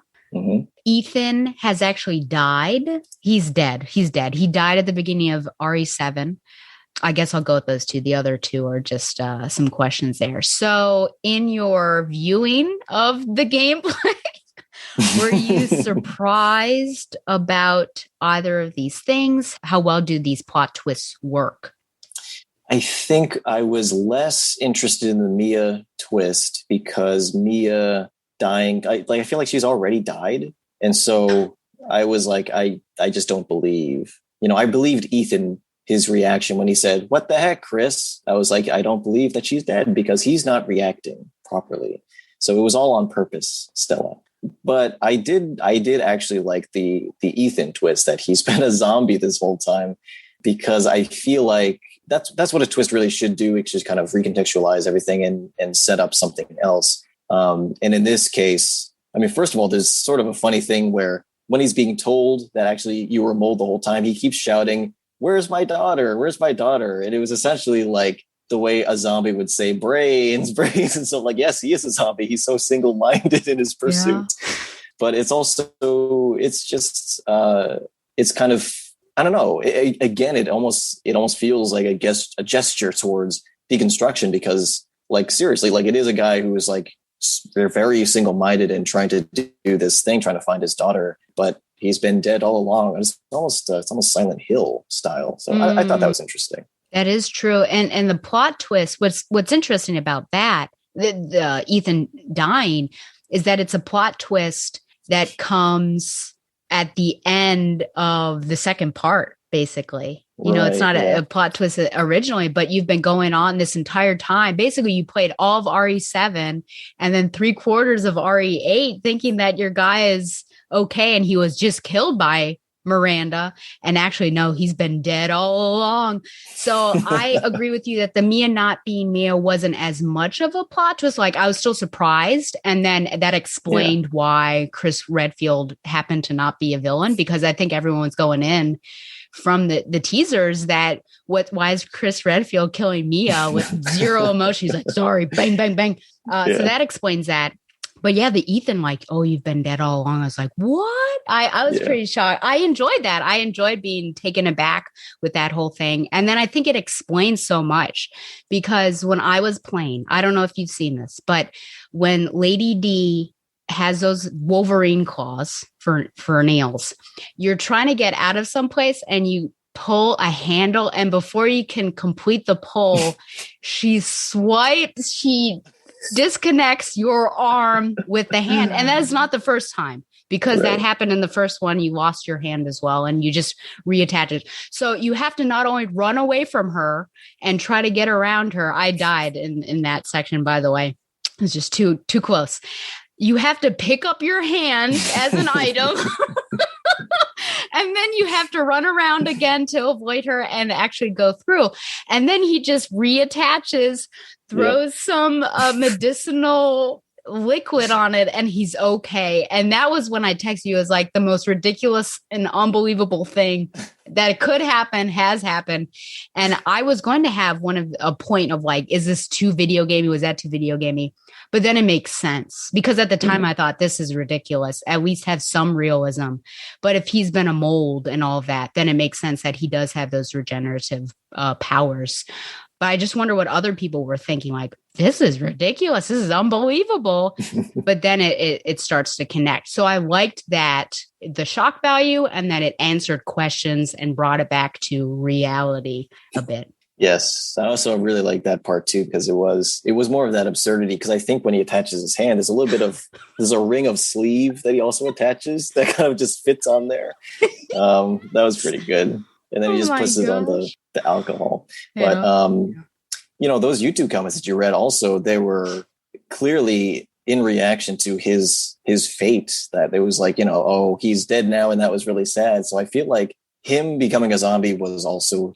It makes him pitiful in a way, which can recontextualize the sort of dudness that he's just so out of his element that's to me, that's his only positive attribute, is that he's just pitiful. And it is kind of sad, but not sad enough. Oh boy. So the last thing is before we take our break is my question of, do you think RE7 and 8 is a duology? Can you truly appreciate one so long as you play the other, or is it okay to just play one without the other? Yeah, I mean, so this is interesting because we will have two answers that come from different places, because I didn't play Resident Evil 7. And I think, like, story-wise, it's pretty smart the way the games flow into each other. I appreciate that. But aesthetically, I think that's kind of where the clash comes in. So when you're in this European village and it's vampires and werewolves, and you flash back to the Texas Chainsaw Massacre, it's just, I don't know. That's the kind of like weird nitpicky thing for me personally, that I wish, if you're going to have something relate, then it has to sort of relate aesthetically as well. Mm-hmm. And this was such a departure, which is why it was cool. But I don't know. But it's not a big deal. I think it does work as this sort of interesting sort of mini episode within a larger story.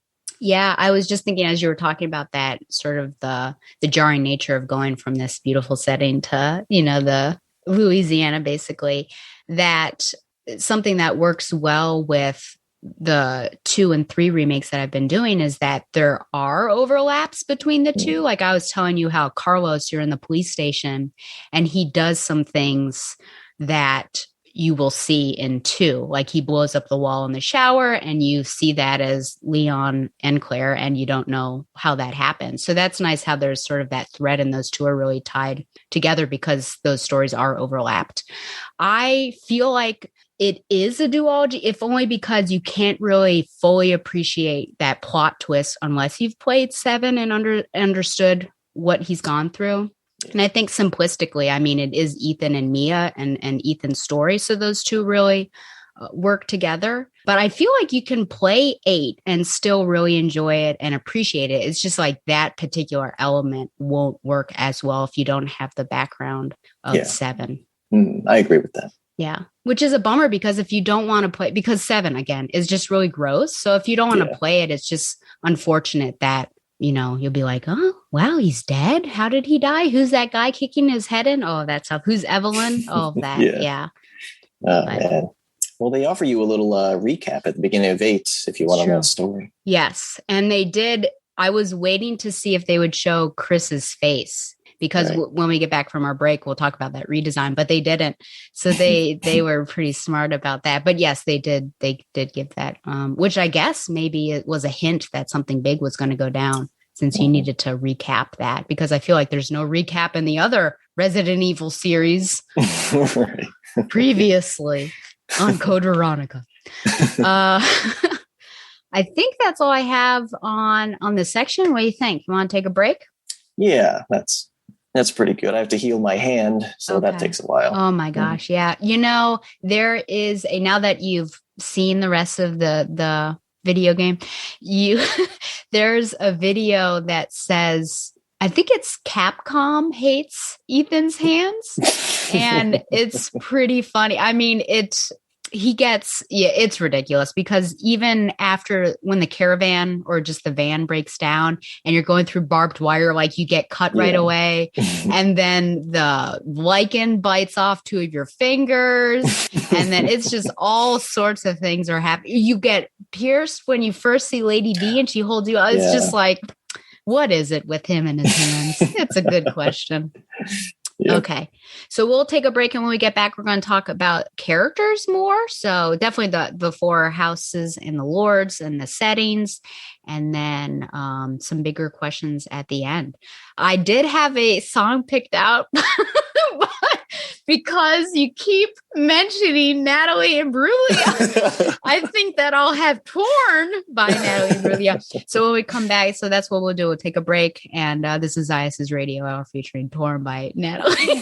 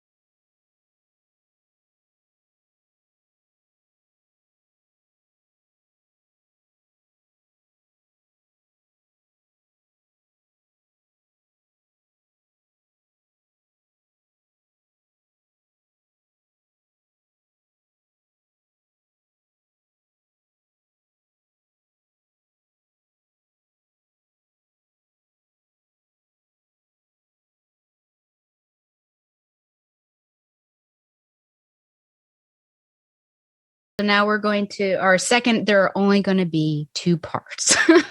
And I said it wasn't going to be as long as the other one, but I really don't think it will be. So let's talk about the setting. First of all, I guess I put settings. Do you have anything to say overall? Because I know once we get to the 4 house lords, I talk about those settings. But this was something that enticed you to the game initially, really, was the setting. So what was it about the European setting that I mean, it's not something that I've seen a lot. I mean, I think you have this sort of gothic Victorian vibe in Bloodborne. And in this case, it's more of a pastiche, like especially Castle Demascreed. It's more actually like, I think like American in some regards, like her big floppy hat. Yeah. But it's just, I don't know. It was cool. It's not like a spaceship or a tropical island. It was different. And I think it was a cool departure to have more sort of fantasy horror elements in the mix. And to the general locations themselves, like here we have the Great Hall, or one of the Great Halls of Castle D.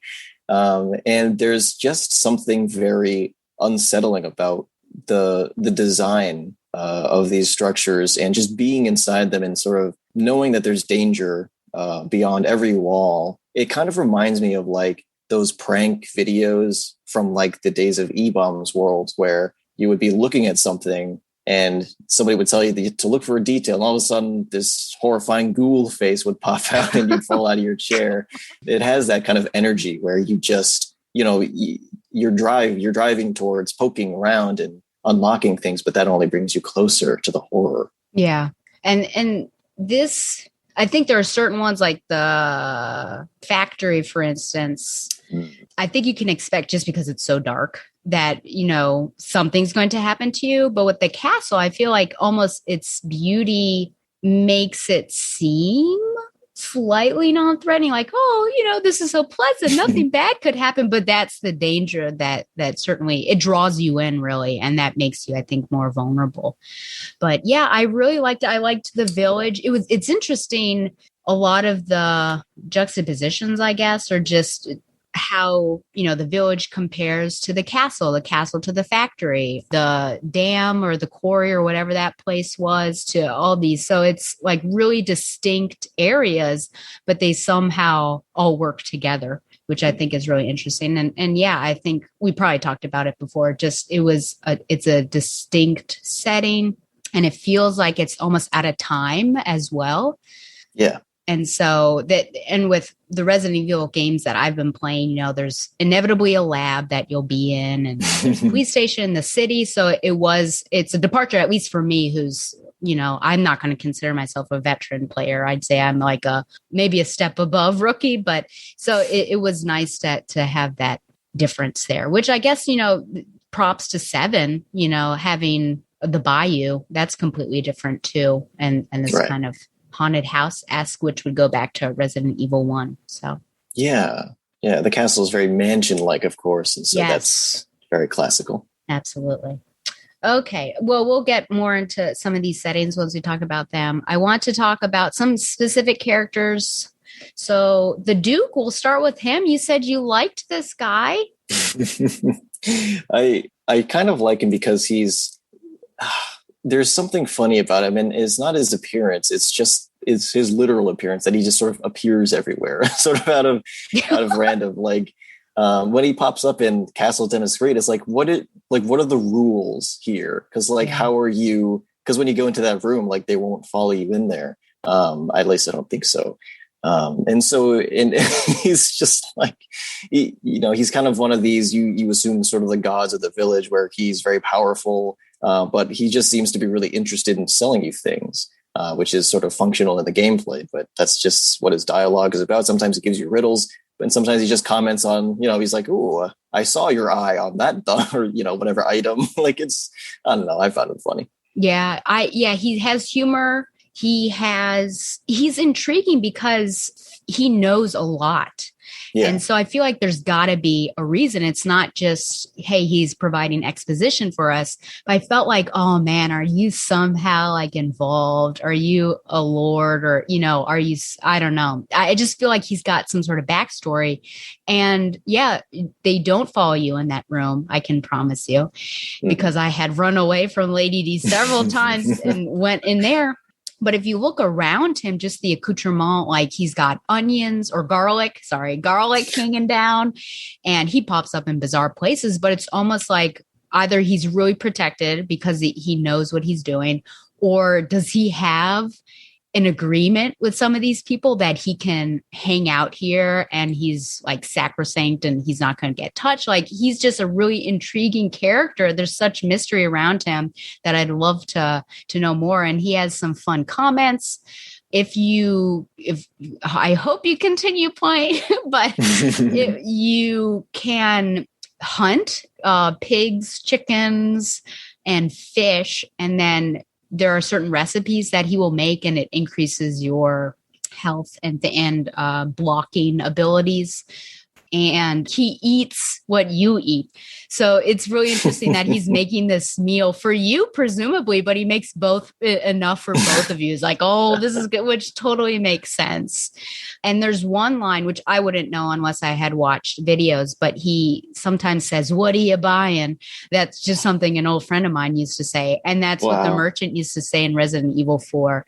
So there are fun things. And even when he's working on your guns, he'll say like, my fingers are more dexterous than you might think. So he has nice little cues. I mean, they repeat, so it's not, I've heard them a couple times, so it's not endless, but I feel like he's a fleshed out NPC that otherwise would just be like, I'm going to buy stuff, you know, you mentioned Assassin's Creed Odyssey, those sellers, you just sell, there's no really interaction between you besides the start and finishing conversation. But this guy seems to be like a pretty fleshed out character. Yeah. And it doesn't even seem like they had to go that far and be creative. So I appreciate that, because he's sort of tertiary to the story. But I'm glad you mentioned the merchant from RE4, because it's almost like he created this like precedent that or lineage that you have to make a really whacked out merchant, although they didn't in Resident Evil 5. He was just at the end of the level, they would just have a screen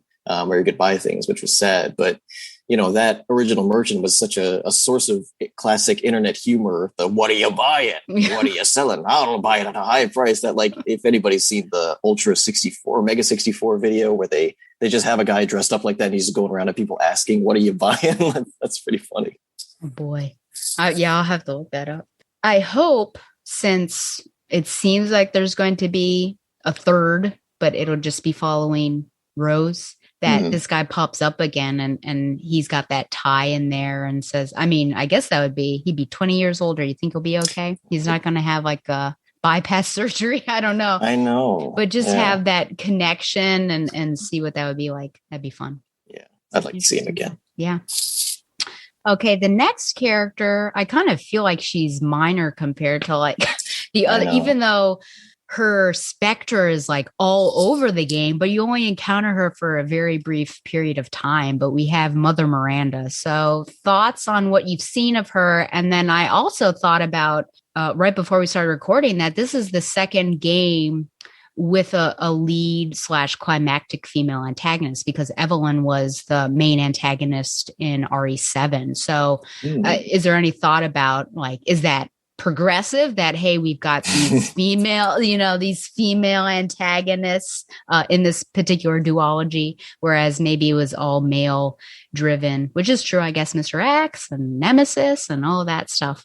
So thoughts on her, and then is there anything we can applaud Capcom for? Mega Man was pretty good. No,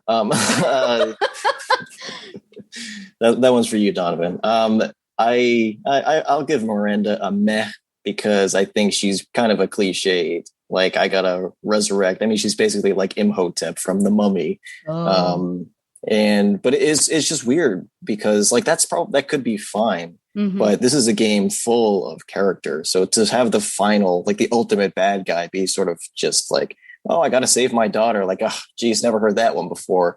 And that sort of goes right into I don't know, fatherhood versus motherhood. Like who deserves the child? This is a misandry parable. Wow. Yeah. I think about child custody, which really favors the mother, I think, and that's unfair.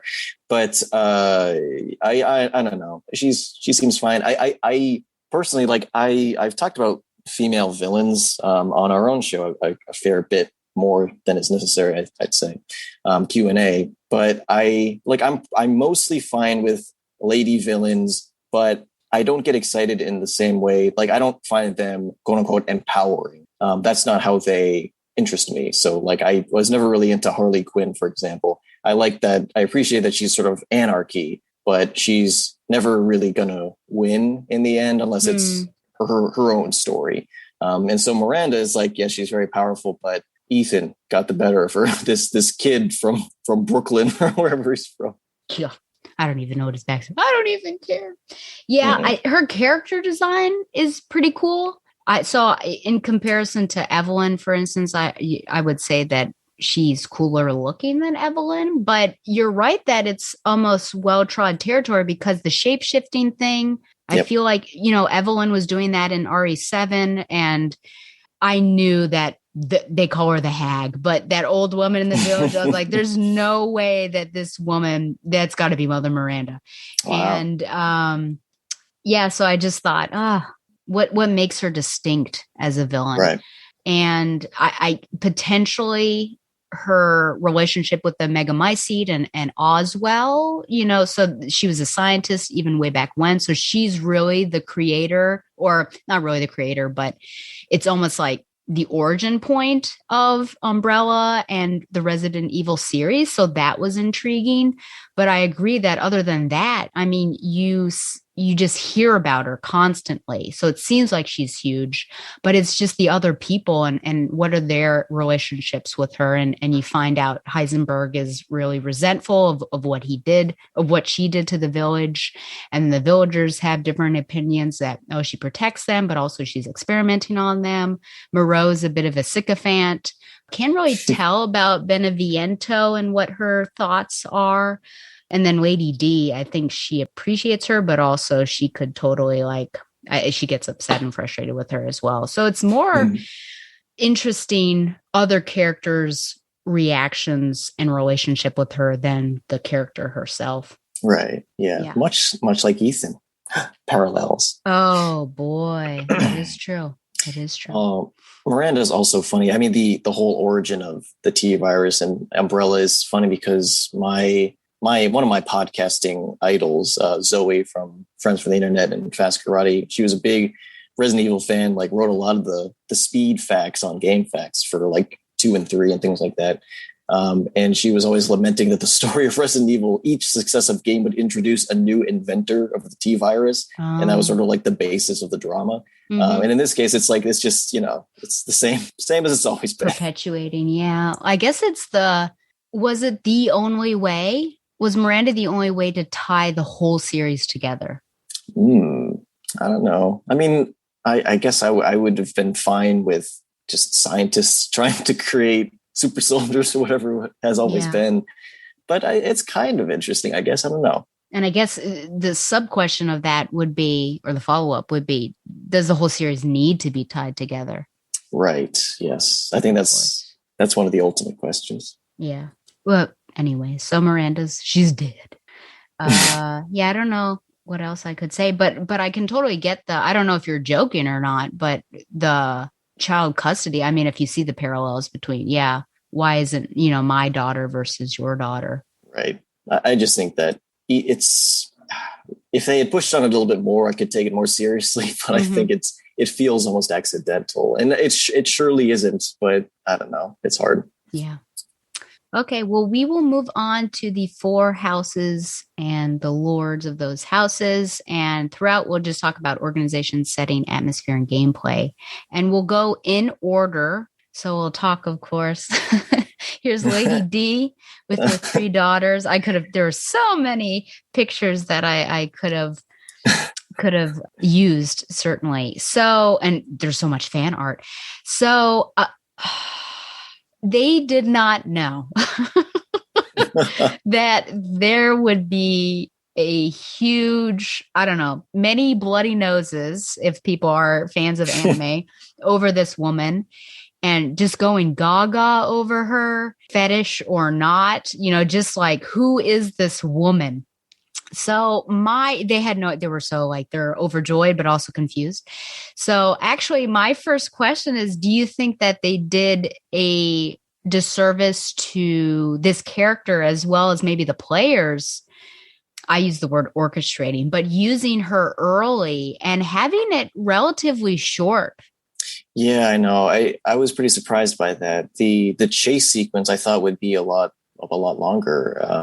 So I don't know. I mean, when it comes to the greater plot, I mean, she is a supporting role, and I don't think she's any more sort of unique or compelling than the other lords. Certainly, personally, I think she's the most interesting. But to the game itself, I think that I'm glad that after the internet reacted and the producers realized what they had on their hands, they didn't go back and make her a bigger part of the game. They kept it as is. I think that speaks to a certain integrity, that they didn't try to, ride their prize horse all the way to market or whatever. Yeah. I don't think she could have been, given her story, the alpha, I guess, of the first of the lords. Mm-hmm. But there was an interesting dynamic between her and Heisenberg. Like, those two are the most, I think, competent. Yeah. And so I suppose it makes sense organizationally that you have those bracketing the whole story. But I almost wish that she would have been either used, more or longer. But yeah, I mean, she's I don't know what to say. I mean, I don't have this particular fetish, but I will say that she's like really intriguing stylistically. Like, I love her wardrobe, and I took a picture at one point. If you follow me on Twitter, you can probably see the screenshot at Batgirl Oracle. But she has the exact same wardrobe hanging up somewhere. I'm like, that's apparently all she wears. And yeah, just with her daughters, which you find out, which this was a question that we had earlier on, what role should files and those sorts of things play, because those aren't her biological children, but she experimented on them, which is almost like I guess, pay it forward, because she was experimented on, and then these women, and she wasn't always this tall. So that was something else you learned from the files. And she dwarfs Mr. X and Nemesis, which is hilarious. Yeah. But yeah, I wish I would have had more experience with her. Now, don't get me wrong. I don't like being chased around. That makes me nervous. But she was just an intriguing character. I liked her style and the beauty of the setting too. It's such a short time. Like I said, I think more or less 90 minutes. And then you compare it to the factory, and it just seems like the factory is interminable. And at one point, Ethan gets shoved down, and he's because you made it to the peak of the factory, and then he gets pushed down, and he survives somehow. But now we know. And he looks up and he says, like, not again, or like, you've got to be kidding me, because he knows that he has to do it all over again. So that's unfortunate. Just like they're able to meld the beauty with the horror. And I would almost love to experience that longer, this unsettling beauty versus, oh, this is really ugly and it's also horrific. But yeah.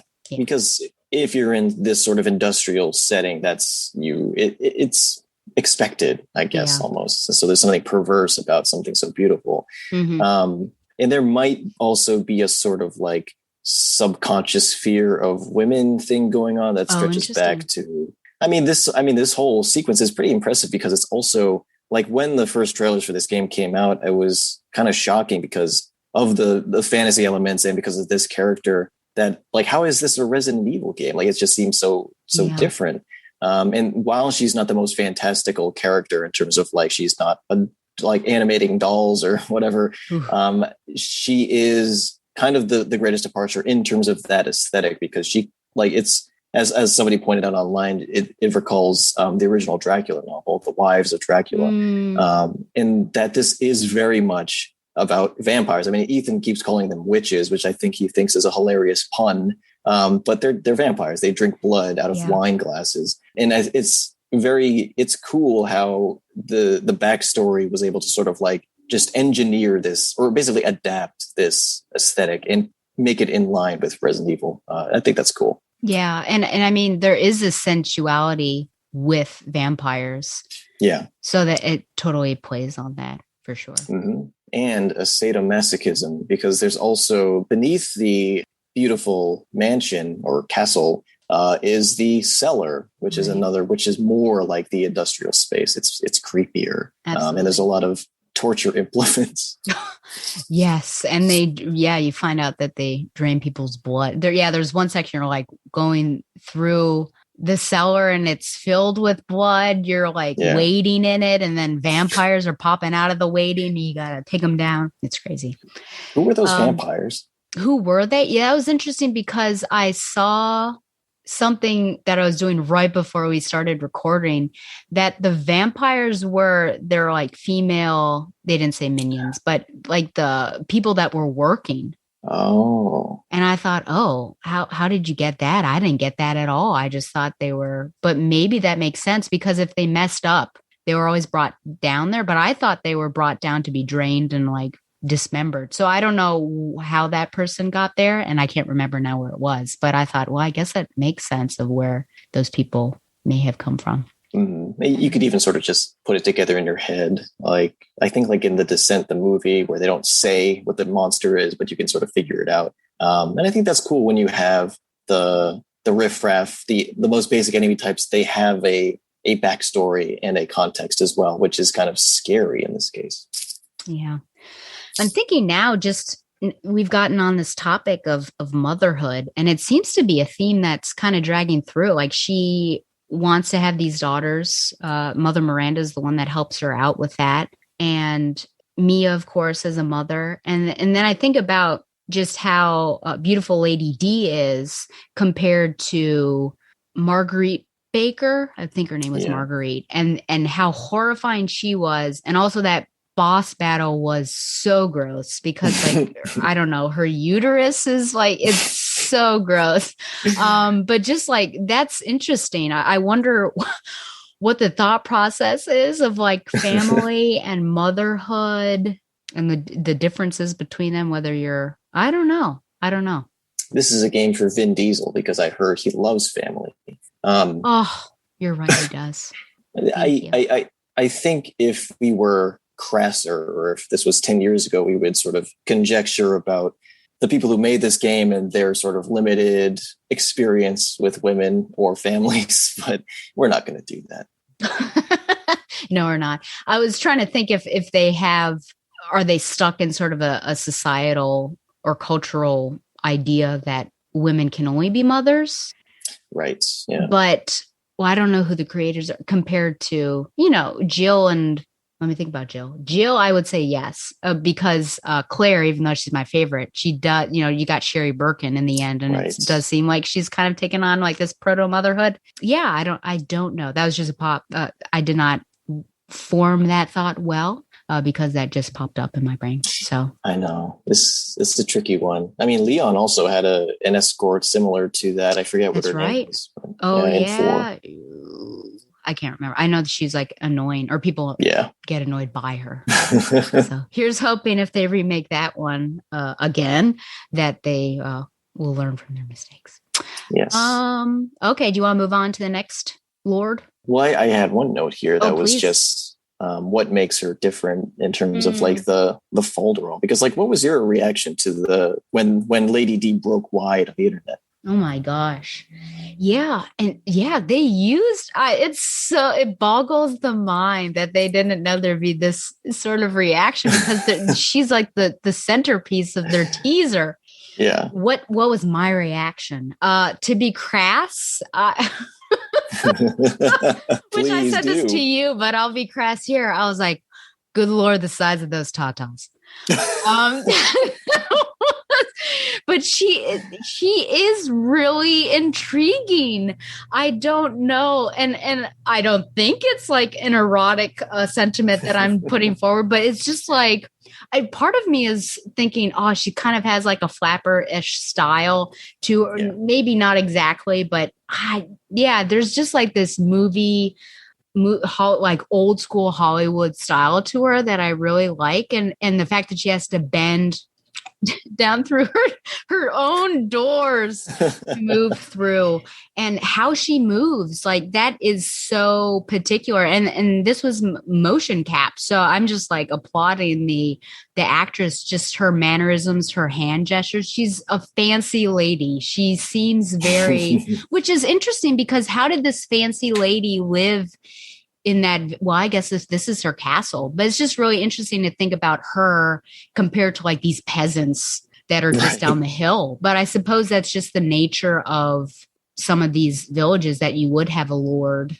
or, something like that with peasants next door. So I'm intrigued of what her backstory is with her family and all of that, but they have like a coat of arms and all of that stuff. So I just feel like I verbally vomited, but those were all of my reactions. But the first one was definitely like, good Lord, the size of those tacos.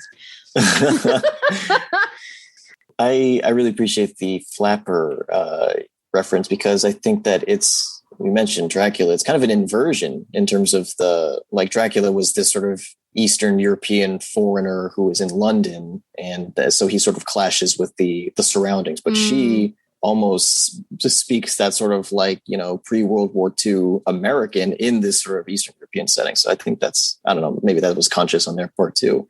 But yeah, Lady D is definitely the breakout character for this game. She became an internet sensation, and it really sort of unmasked a lot of people who really just want to be stepped on by tall ladies, and they were out and proud about it.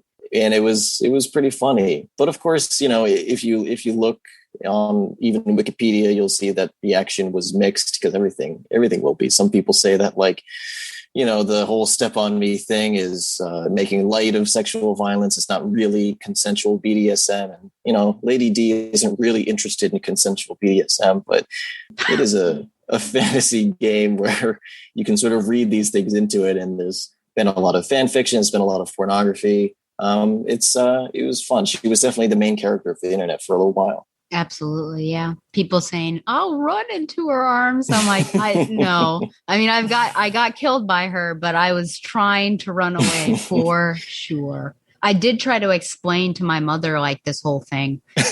She was a bit boggled. Yeah. Well, there's a lot that makes her interesting and intriguing, as you say. I mean, there's the style, there's just the fact that she is very tall, and you don't really see that because.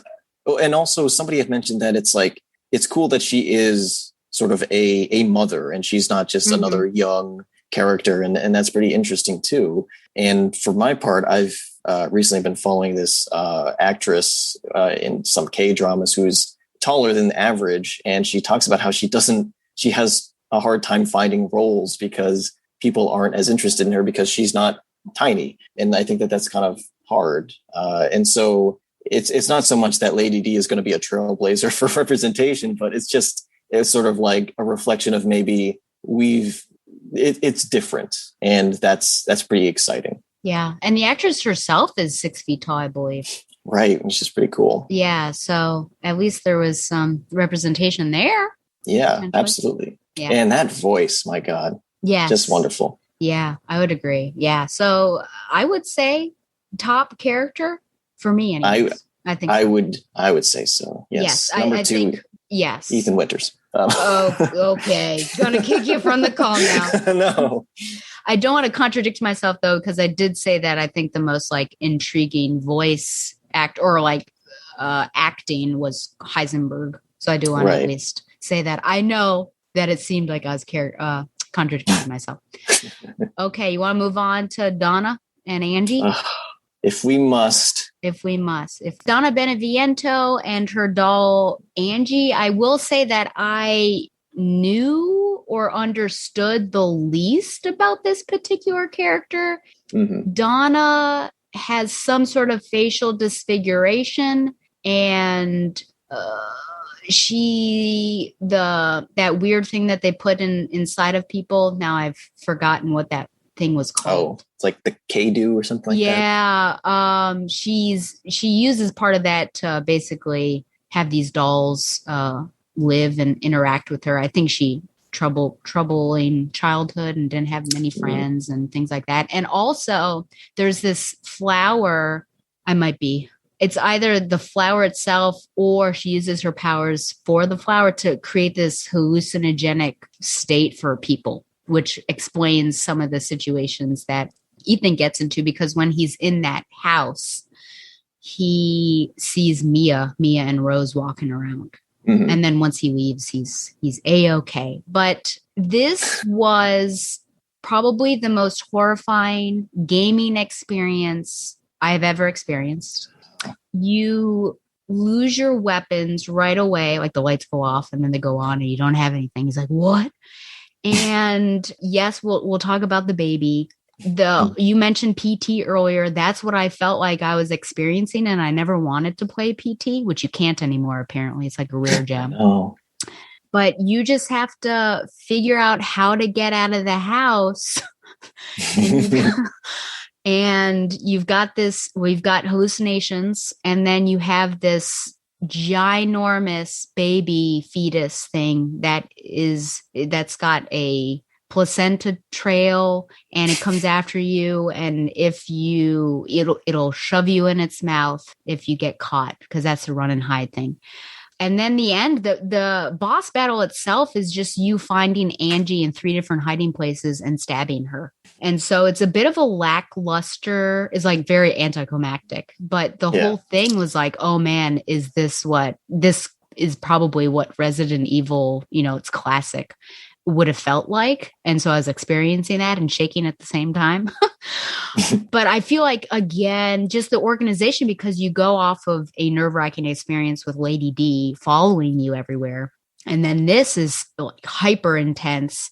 And then we'll get to the next one. But I feel like, I don't know, they up the ante and then they cut it off right away. And it was weird. That organization was weird. I don't know where I would have put this. I don't know if I would have put it before Lady D. But yeah, I mean, of what you've seen, you said, did you skip this section? I think I saw most of it. Okay. I mean, what are your thoughts, I guess, on the atmosphere, what goes down? Oh my gosh. I mean, it's weird because it's a difficult setting to really name. It's not as specific as a Victorian castle or something like that. I keep saying Victorian. I don't think that's correct, but you know what I mean. And in this case, it's really just like a house, but it's so scary. And I think it's all, it's the lighting. Much like with Dead Space, as you mentioned at the beginning, it's just like that was a masterclass in lighting and sound design. And in this case, it's just really like, it's just so eerie. And the way the light bounces off of the halls and the walls, it is very much like PT, which was probably the scariest thing I've ever seen. And this, like, creepy doll, always creepy, and creepy baby, like it's just is a little too much, I think.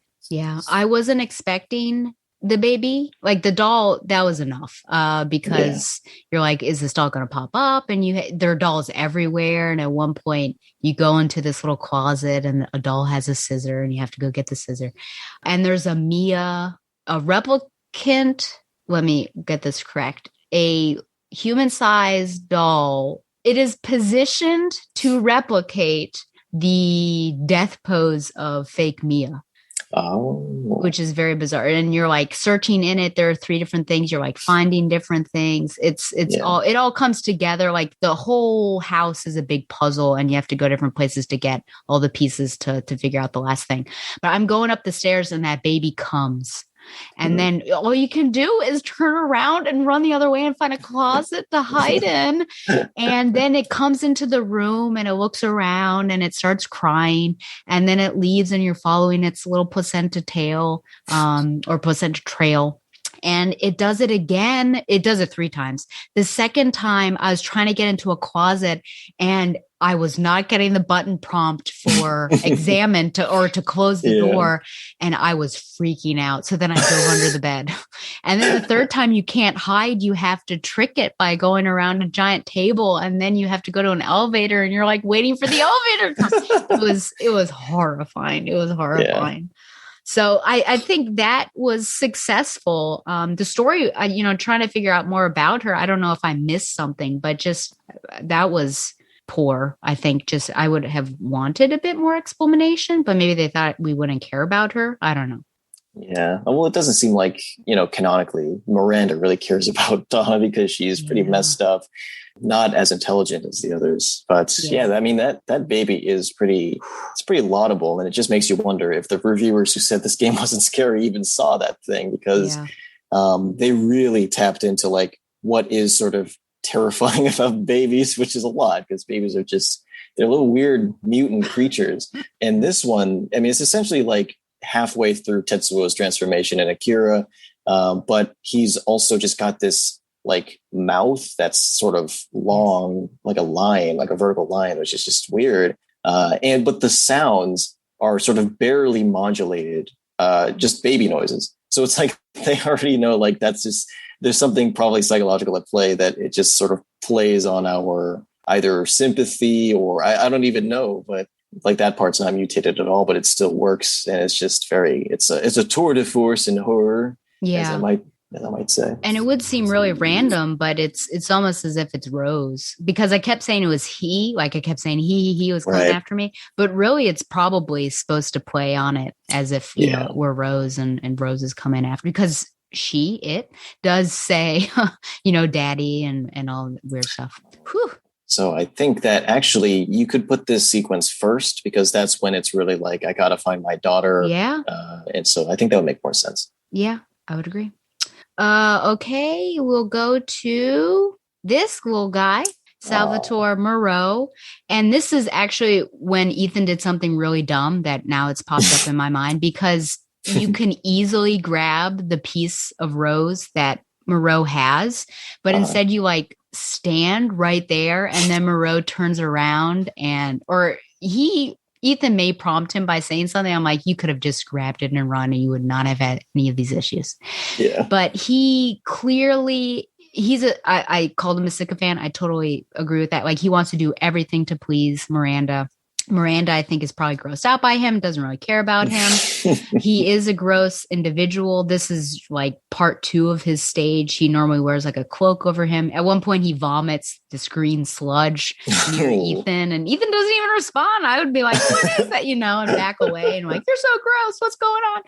And then he turns into a giant fish that you have to fight. And the gameplay here, I would say, is pretty actiony, because he's just swimming around. And if you are on a floating dock of some sort and it's not secured, if it's that type of floating dock, then he comes by, he can kill you.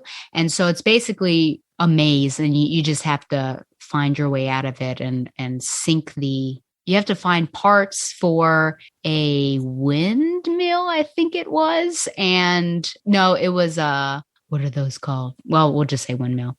And lower the water level, and then there's a boss battle and all of that. So we have a more action-y type of gameplay here. And then he's really focused on the science. Like, you find I shouldn't say like, that's terrible, but you find his journal entries, and he's the one that's been experimenting with the Kado or the Kadu. So he was helpful to Miranda in that sense, that he was able to experiment and see whether the subjects were able to take it or not. But, what do you think about this character? This guy feels more of like the classical Resident Evil boss, because he's a big mutant thing.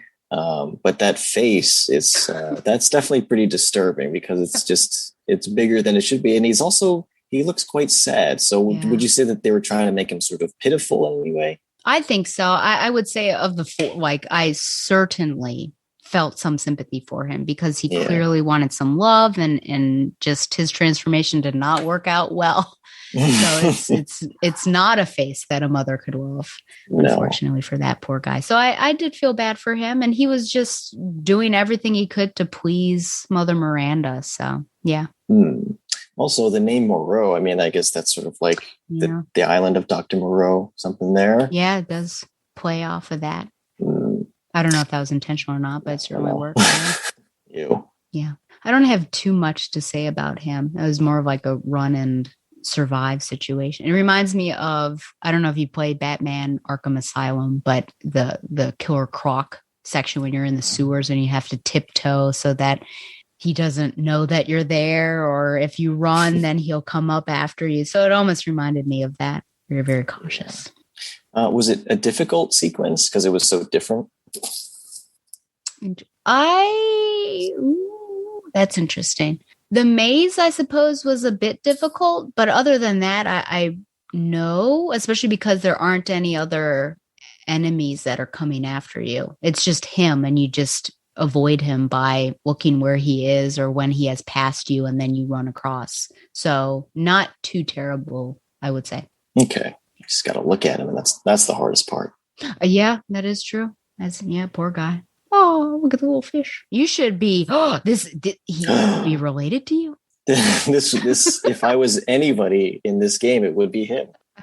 Oh boy. Okay, and then our last guy is Heisenberg, or as I like to call him, the Big Lebowski.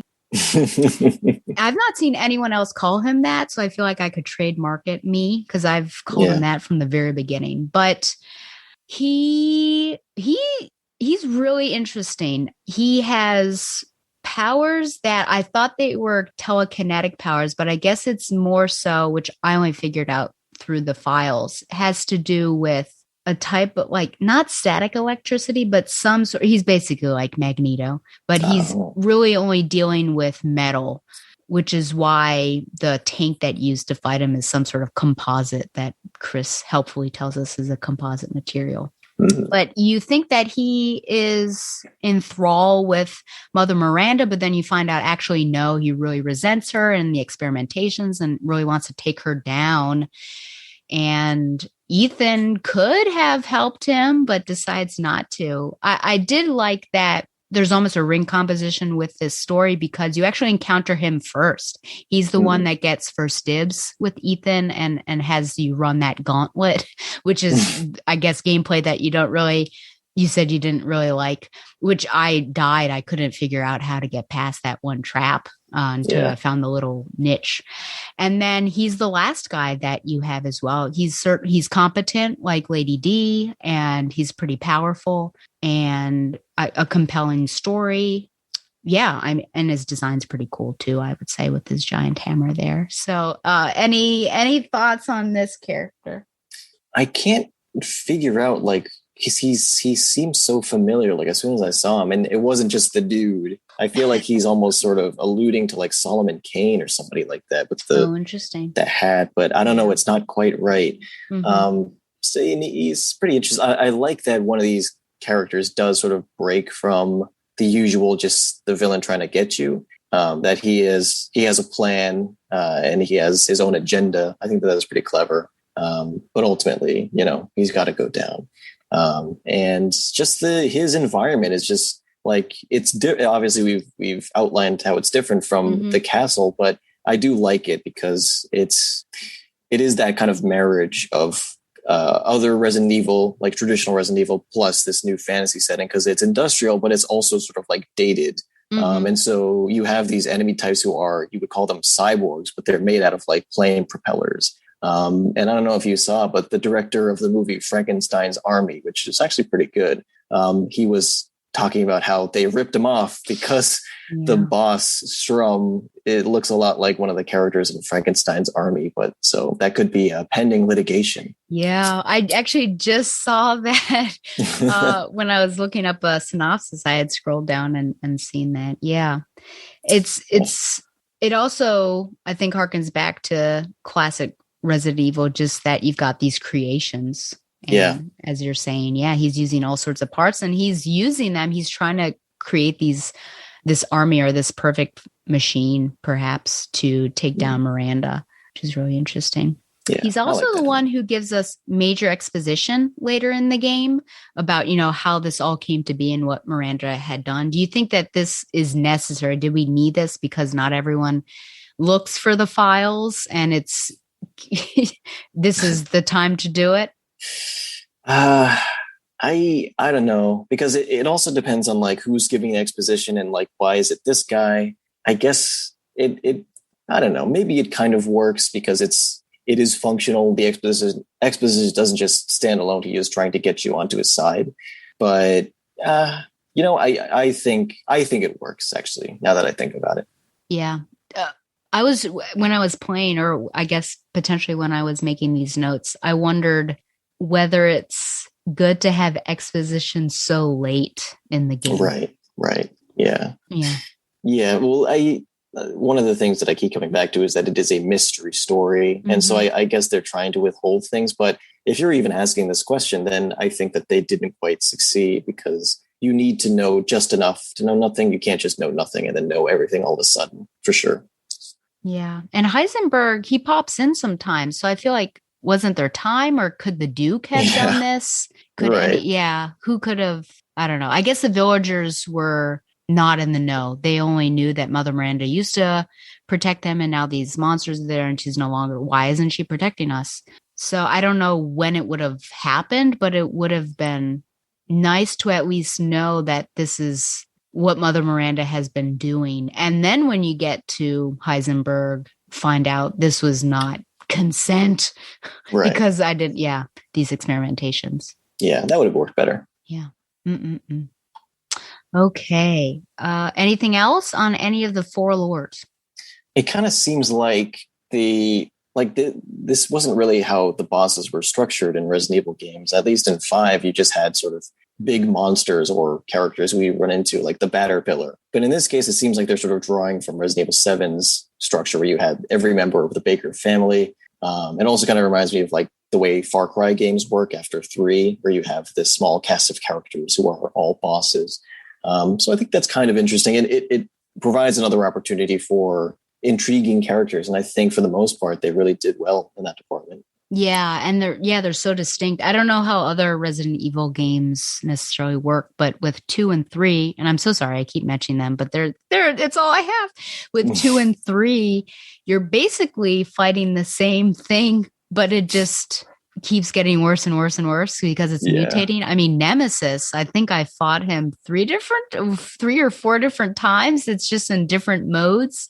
So yeah, this was interesting because you're fighting 5 completely different entities, and the tactics are different that you have to use, which is true, I guess, for Nemesis. You have to use different tactics. But it was interesting. You're not like, oh no, Nemesis again. You're like, oh, who is this? How am I going to defeat this person? I miss Nemesis. Oh, yeah. Poor old guy. Okay. So we could just have Chris, what happens in the end, and then our final questions. But Chris here, and I found this one because he has a redesign. Do you feel like, I'll start back by saying, did you feel like playing as him was a plot twist? Mm-hmm. Right. I guess they've kind of been building towards that, and I would have been disappointed if Ethan was the only guy, because ever since the beginning of the announcement of Resident Evil 7, it was like, are we sort of leaving behind all these legacy characters? So I'm glad that they sort of brought at least one back. Mm-hmm. And Chris is pretty central. I mean, he's the brother of Claire, and he's partners with Jill, and he's Leon's frenemy, I guess. So it makes sense. And I think it provides a sort of different type of gameplay than Ethan, even if it's essentially the same interface. Yeah. I felt more comfortable certainly playing as Chris when you have 500 bullets or whatever. Yeah. Like, oh, this is lovely. And then there are all these weapon drops that you're finding. Yeah. I would say it's only a plot twist in the fact that when Ethan got killed, I thought he was killed. I thought, oh my gosh, that's the end. And now you're going to boss battle it out with Chris. Yeah. So I felt like it was a plot twist, at least to me. But then I wanted almost Ethan to be the one to take down Miranda, because I thought, man, you've been with him for 75% of this game. Is he not going to be the one to get his daughter back and defeat Miranda and all that? So I think they used Chris at a great time and then give it back to Ethan at a good time as well. Yeah. Do you like his redesign? People did not like his little mug in Resident Evil 7 when he popped up at the end in the bayou. He looks a little off. I mean, he looks a lot different than he used to in 5 and 6 because he's been pretty consistent, I feel like. And this is a pretty radical departure. So I prefer his 8 model a lot better. Yeah, he's a bulky guy. I mean, he punched a boulder. So I feel like he needs to be the one on the right rather than the one on the left. And then I think you have more experience with him than I do. So I can't really comment on this, but just his character, do you feel like it's in line with what you've seen before?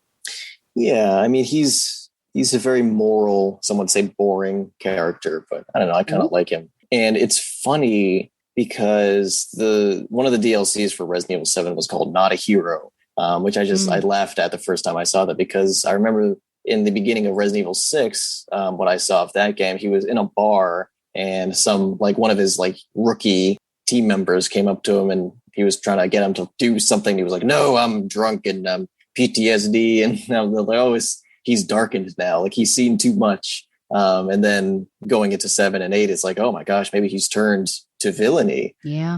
But no, he's bad at explaining things to people.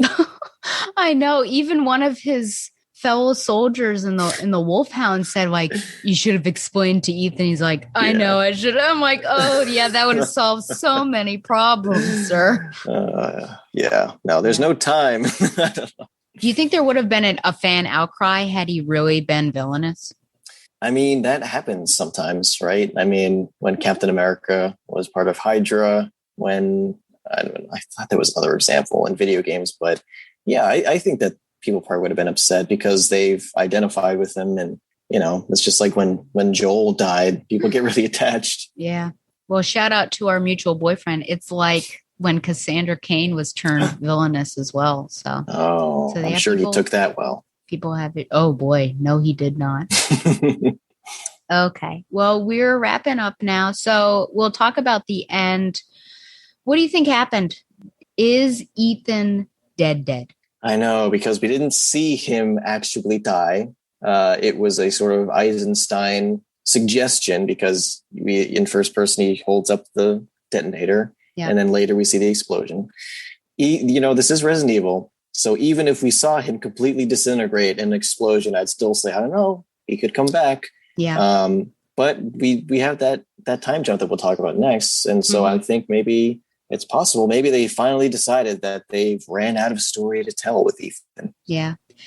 I think what I've learned from shows like Game of Thrones or trying to think of anything else is that if you don't see the dead body, there's still a chance that they could come back potentially. I mean, I thought this is a way to go out for him. He rescued his daughter. He's sacrificing for his family, and he's the hero in the end. And this is a nice little wrap up for him. So I would be fine if he were killed off, but I guess there's the potential for more. And we don't know. I mean, Mold seems to be really resilient. So even though his hand was a bit messed up, he's used to that. So yeah. Yeah. I just I forgot a question. Maybe I'll come back to that. Can you remind me to ask about continuity? I guess canon endings. This was something that I wanted to talk about and I completely forgot. I forgot to put that on our notes. So we can talk about that. But there is a post-credit scene with Rose. Rose is, there's no age given. She looked like she could be 18, maybe. I mean, she's an agent, 16. So hopefully she's an adult. Oh, yeah. And she is powerful. A joke was made. The agent called her Evelyn and she took umbrage at that, but she seems to be really powerful somehow, which I have another point. Remind me to ask a question about Alien Prometheus, but it's really just called Prometheus, but I have a connection with that. Wow. So she gets in the vehicle and then they're driving and I'm like, okay, goodbye. And then it stops and there's a figure and you're like, who is this figure? There's no way. So there was found on photo mode mod by Otis_INF. So I did cite my work. That was found on IGN that found that the character model used was Ethan. So they were somehow able to like zoom out and like, there he is with his dead looking eyes. So do you think it could be Ethan that pops up there, or are they just using that character, model and no one was ever supposed to see it that way? What do you think? Wow. I mean, I'm sure the developers anticipated the possibility for people to go into the game and find that model. So in that sense, I think he was used on purpose, but it might have just been for the purpose of creating ambiguity, like the ending of Blade Runner. Because what does it mean if it is Ethan? I suppose that's what we've been talking about, that he could come back. Obviously, I think we're both pretty resigned on the question of whether we want him back, because it seems like, this could be a new start, and I'm fine transitioning to Rose as a main character, or just Chris or somebody. But it's also, this is a game where they had established hallucinations and things like that. So who knows? And it's said that the father's story was done. Right. At the end. So it seems like, what part could he play if it's Rose's story would be my question, unless you're playing as her and then she gets into some trouble and he pops up and helps her out. But I'm just thinking, why would I choose him to save her over Chris Redfield or something like that? So I don't know, except for reuniting and creating that family. I don't know how it would help to have him in Rose's story. Right. Going forward. I thought it was interesting that she was really, really dedicated to him. She seems to go regularly and visit him. It's kind of because she never knew him really. Yeah. So she was just told how awesome he was. And I wonder if that will play into sort of like the mythology of fatherhood, that it's really just about sacrifice and not actually being a father, because that's not what fatherhood is. I don't know, but it's, he got his wish. He saved her. Yeah. Good guy. Unless there's something, sort of supernatural, I guess, with the connection that they had. Oh, really? I don't know, with her being separated, and I don't know. And the mold. So my connection with Prometheus is, have you seen Prometheus? Unfortunately, I've seen Prometheus. It's not all that bad. I like Numi. What'd you say? Yes, it is. I like Numi Rapace? Yeah. Anyways. I don't know. So this is the connection. So if you recall, her beloved the infection was inside of him. Yes. And then they became pelvic affiliates. She became pregnant with the xenomorph. And instead of it being a chest burster, she had to undergo basically a C-section. Remember that? That was an intense scene. Great. Oh, it really was. It really was. But I wonder, is that how Rose was created? Because if he was a mold, I don't know. Did you think about that? Is it weird for me to think about that? If he were a mold, how was she conceived? And Mia knew all along. Mia knew that he was special, which was interesting, or knew all about him. I don't know. So I don't know what Mia, my question is, but. So Mia wasn't pregnant before Ethan was infected? Because 3 years passed after the Bayou. Oh, right. So after they survived Louisiana, then she became impregnated, which I guess once they moved to the village. Yeah. Mm-hmm. Yeah, because I immediately thought about like advanced aging, because I was like, would they really have put a significant time jump into the game series like this? Maybe there's another way to do that. So it's possible that she is. Well, I mean, she's definitely something in terms of like whether or not it's specifically a mold. She has that sort of supernatural power. So yeah, I guess it would just be that she was conceived, and she could be this sort of first, like the generation of zombies that was she was created at birth or whatever. She wasn't infected. She was sort of born that way, like Lady Gaga. Like Lady Gaga. Yes. Yeah, I guess so she's part mold. That was really how she was able to be separated into little canisters, I guess. Mm-hmm. So then I just wonder if there's like literally a piece of Ethan in her, and maybe that's why that connection is so strong. I don't know. Yeah, that could be. Maybe we'll find out. Maybe. Mm-hmm. Okay. I did forget to talk about canon, I also wanted to applaud the animation of the fairy tale. I really loved that. Yeah. And I think it sets the stage for everything because the 4 things that the little girl meets seem similar to the 4 lords, but I really liked it. It also reminded me of the Deathly Hallows, that story and how they animated it. But did you like that animation style? Yeah, I thought it was pretty cool. Interesting. The invocation of a fairy tale sort of, it really does set a tone. And it immediately draws thematic attention to storytelling itself, which we've referenced every now and again, but I don't know. I don't know the whole picture or the whole scope there, so I can't really say. Yeah. And they saved the ending of that story until you beat the game because you see that the father actually sacrificed himself, which would have been giving it away, foreshadowing. But I wonder if you could have gotten away with it and just shown it and seen what would have happened. Okay, the canon question, which I should have asked way earlier, is something that happens in RE7, where you are given a choice as a player to either save Mia or Zoe. That's her name.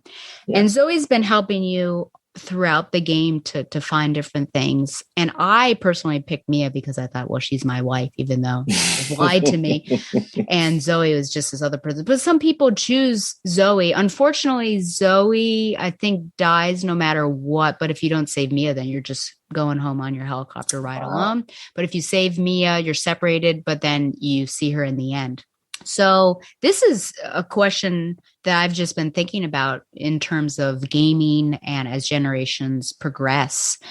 People who chose Zoe, that choice is taken away from them in playing this game because Mia's alive. She survived. So I don't know if this is like too big of a question now, but do you think there should have been the option, or is it just too hard to craft that? Could they have had something in the beginning where, Mia was found alive just for those people that still had a save file? Is this too much? Is this too much to expect? Or is it something that maybe we could hope for future generations of games, that they do take, if there's a choice, you make that choice valued. And so if the players I'm just thinking of like Ghost of Tsushima, there's a huge choice at the end. And if there's a second one, I would love for my choice that I made at the end to carry on and have repercussions in the second one. Any thoughts on that? And I guess that's a huge question, but yeah.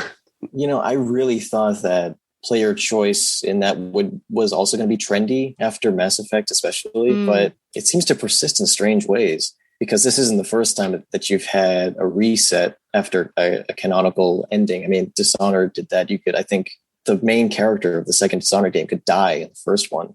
So obviously, that had to be erased. And then I think one of the better examples is probably the new Wolfenstein games, where in the beginning, you have this choice between saving one of two characters who's about to be executed. And that carries into the sequel.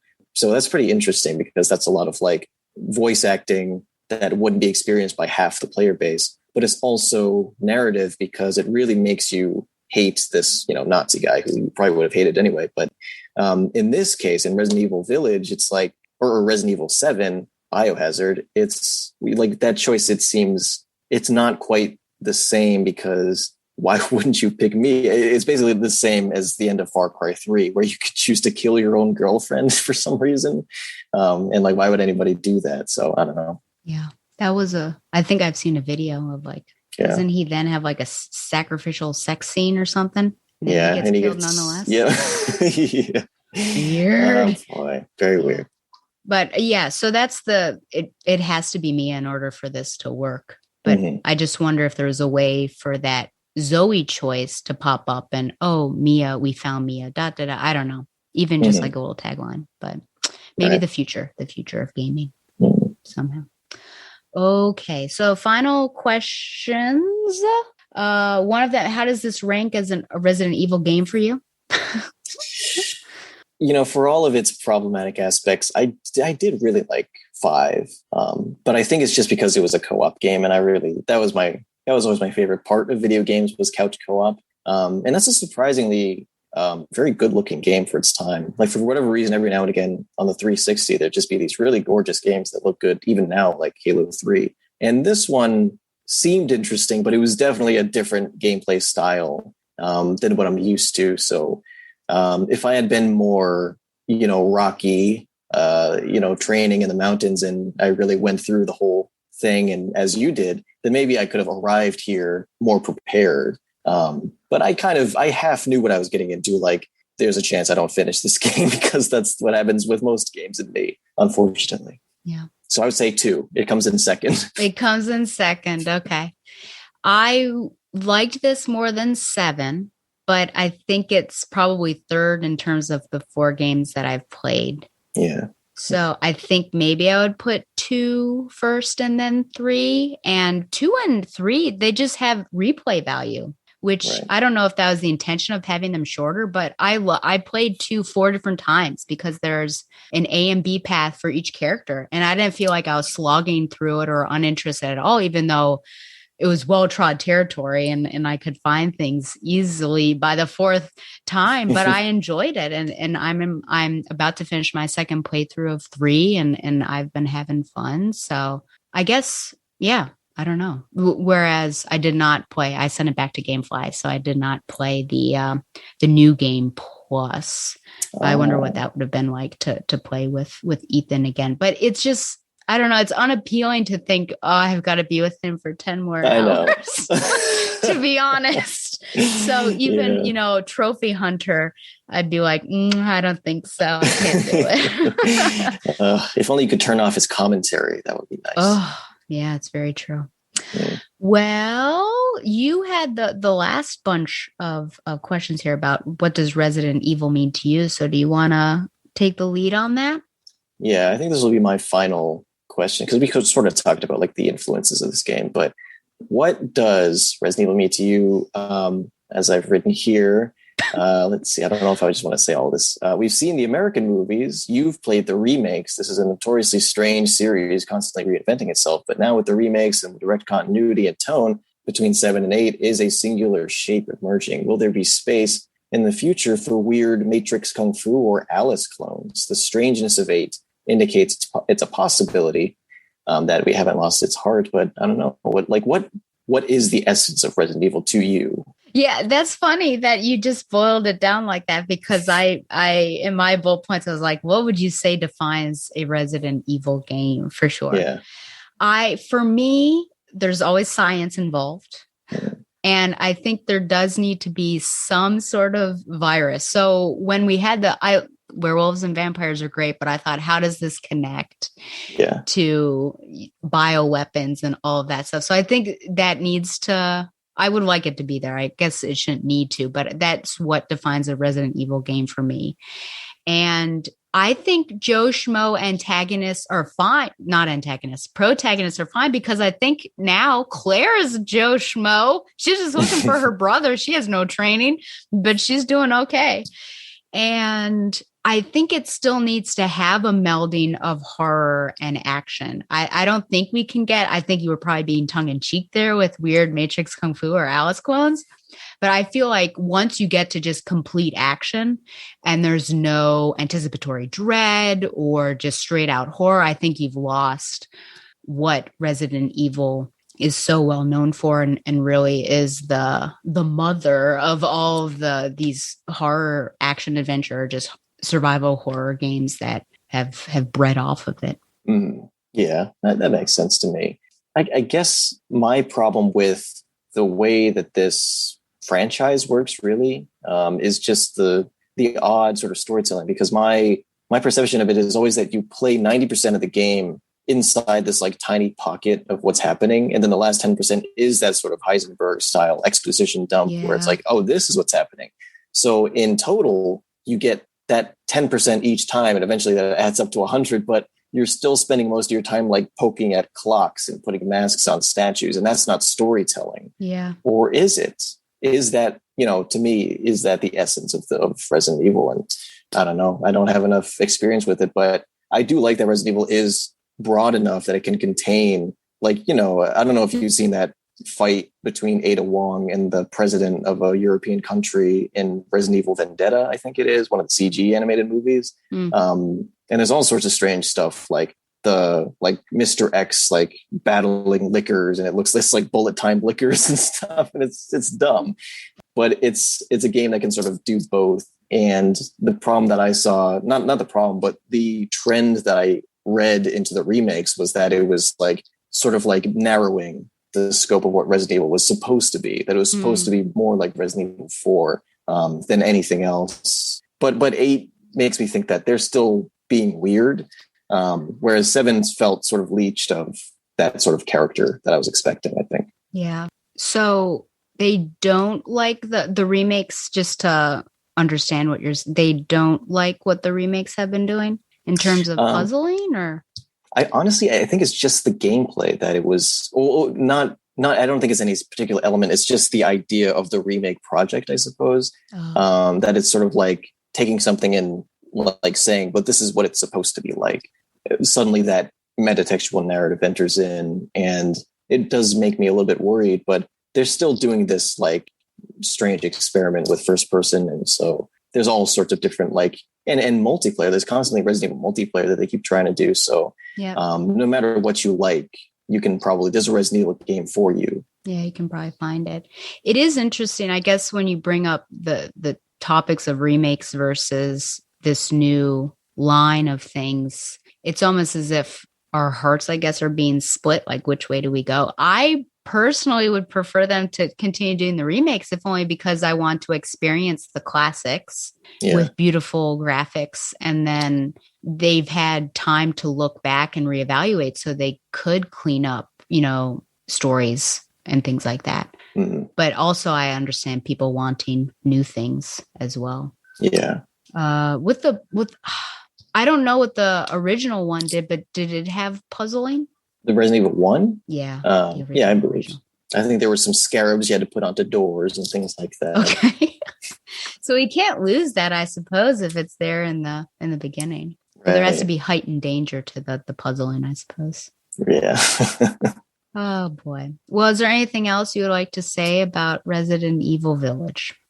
Yeah. I do feel bad that I wasn't that I couldn't finish the game. For some backstory, I've been struggling to move out of this apartment that I've been living in for the last 6 years. So I've accumulated a lot of stuff. And that's just hasn't left a lot of time for things. But hopefully it created an interesting dynamic wherein you finished the game and I watched the game, because one of the things with The Last of Us was how valuable is the experience of play itself. And a lot of people would sort of debate that. And so in Resident Evil, in the case of Resident Evil, like, I guess my question is like, is the experience of not playing it, but watching it like legitimate, do you think? I'll say yes. Sorry, okay. I had to think. I'll say yes, but you just won't feel what I don't think that you felt what I felt when I was in Donna's house. So I think that's the only thing, because you are basically where I am in comfort level of, I love to see my little player, so that there's the zombie, the character, and then me, rather than the zombie and then me. But you're there. That gives you, you're a degree removed, so that way you can feel some comfort. But I watched the DLC for RE7, or as much as I could. I could only stomach so much, where I can't remember what the son's name is. It was the cameraman, and it was basically a bunch of Saw business. It was too much, but I was just interested in like, what's this poor cameraman? Does he survive? He doesn't. But it's just terrible. Well, he gets blown up in the actual game on a videotape. Oh, right. But yeah, so that was like totally enough for me, of like, I'm watching them play 21, and if they lose a hand, they're losing a finger. I was like, this is too much. But just, I think watching RE8, maybe for a good, I don't know, what do you think? 50 to 60%. I think you could get like, I get the whole feel of it, but it's like Donna's house, and maybe also the suspense of Lady D chasing after you, that you really have to be able to play and feel that, if you want to feel it. But if you want to stay removed from it, then do it. But I don't know if it's as cinematic as, say, Last of Us, because I think that story isn't there. Mm-hmm. the story's not as compelling as other games. I think that it's definitely escapism for me. It's not superficial, but it's not like, oh man, let's really pull this apart. Look at all the symbolism. What does this mean? You know, I don't see Resident Evil, and I don't want to offend anyone, but I don't know if that's the point of Resident Evil, to have this huge, we're trying to have some sort of commentary on something big. And we've brought some things up that, oh, could this be a commentary on? But I don't know if that's the intention of it. Right. Yeah. Whereas in The Last of Us, you would never ask that question. Like, oh, are they trying to talk about like agency and fatherhood?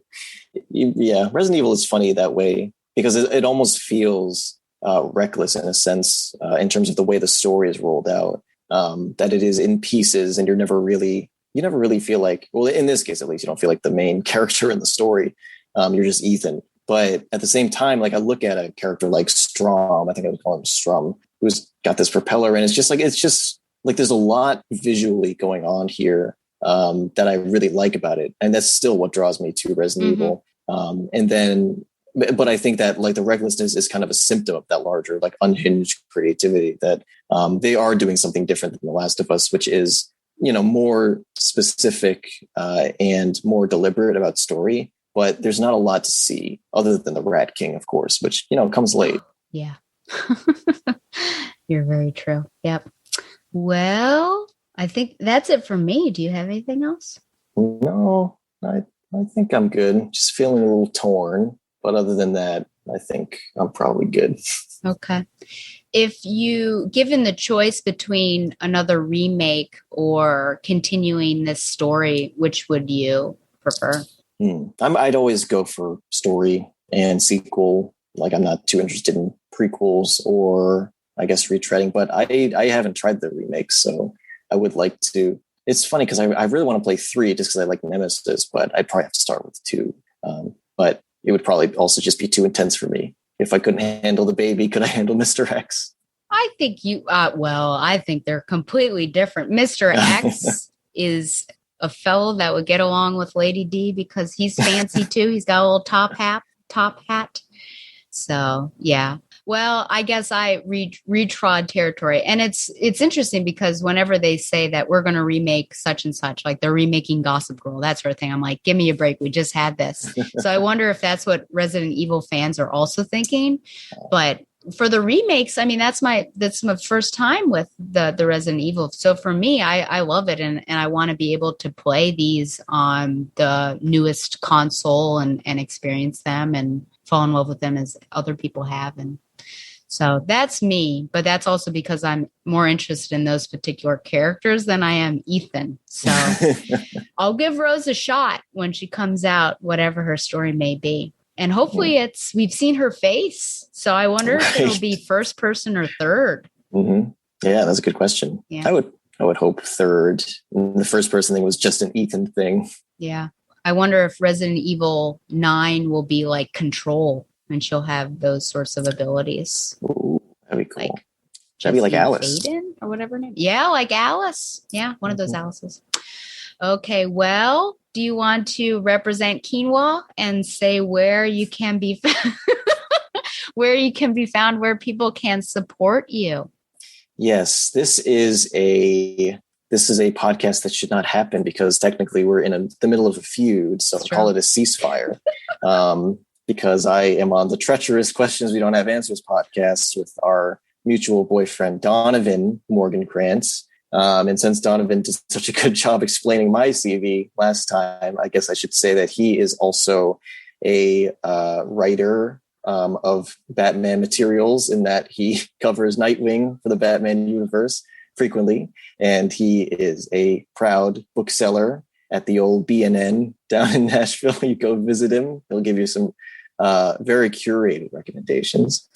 And he's a very cool guy. You know, he saved my dog from a house fire. He was my best man at my 3rd wedding. He's a really good guy. I wish I could say that with a straight face.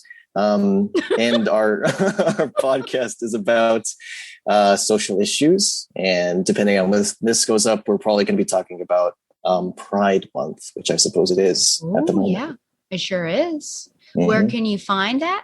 You can find us at qnoanswers.com. We're also on the iTunes store. and we're probably in Stella's mentions.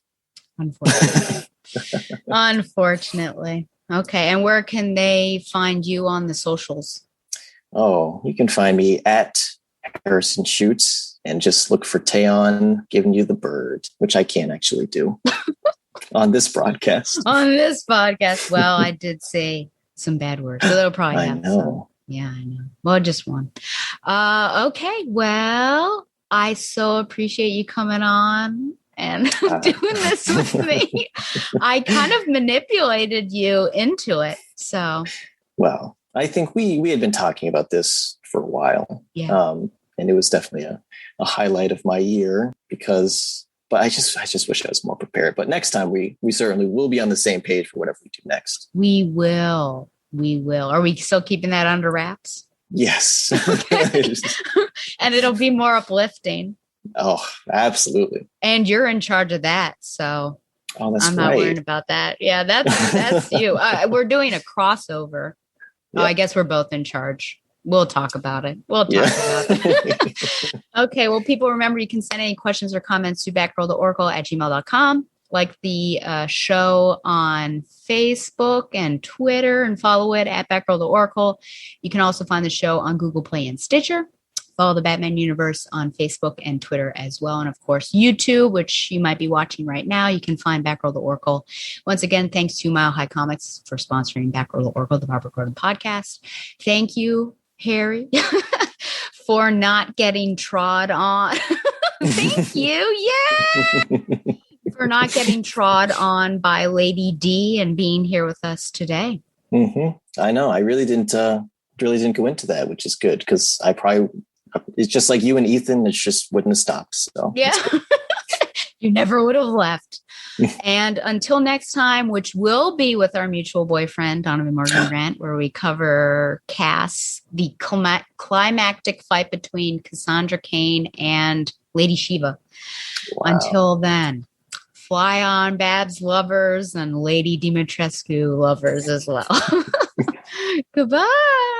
Just plain Barbara Gordon, masquerading for a lark as she rides into the night on her special Batgirl cycle. Who knows? Is the dynamic duo destined to become the triumphant trio? Only time will tell us more about this dazzling daredoll. I love a happy ending, don't you? Ethan, go! Save your daughter!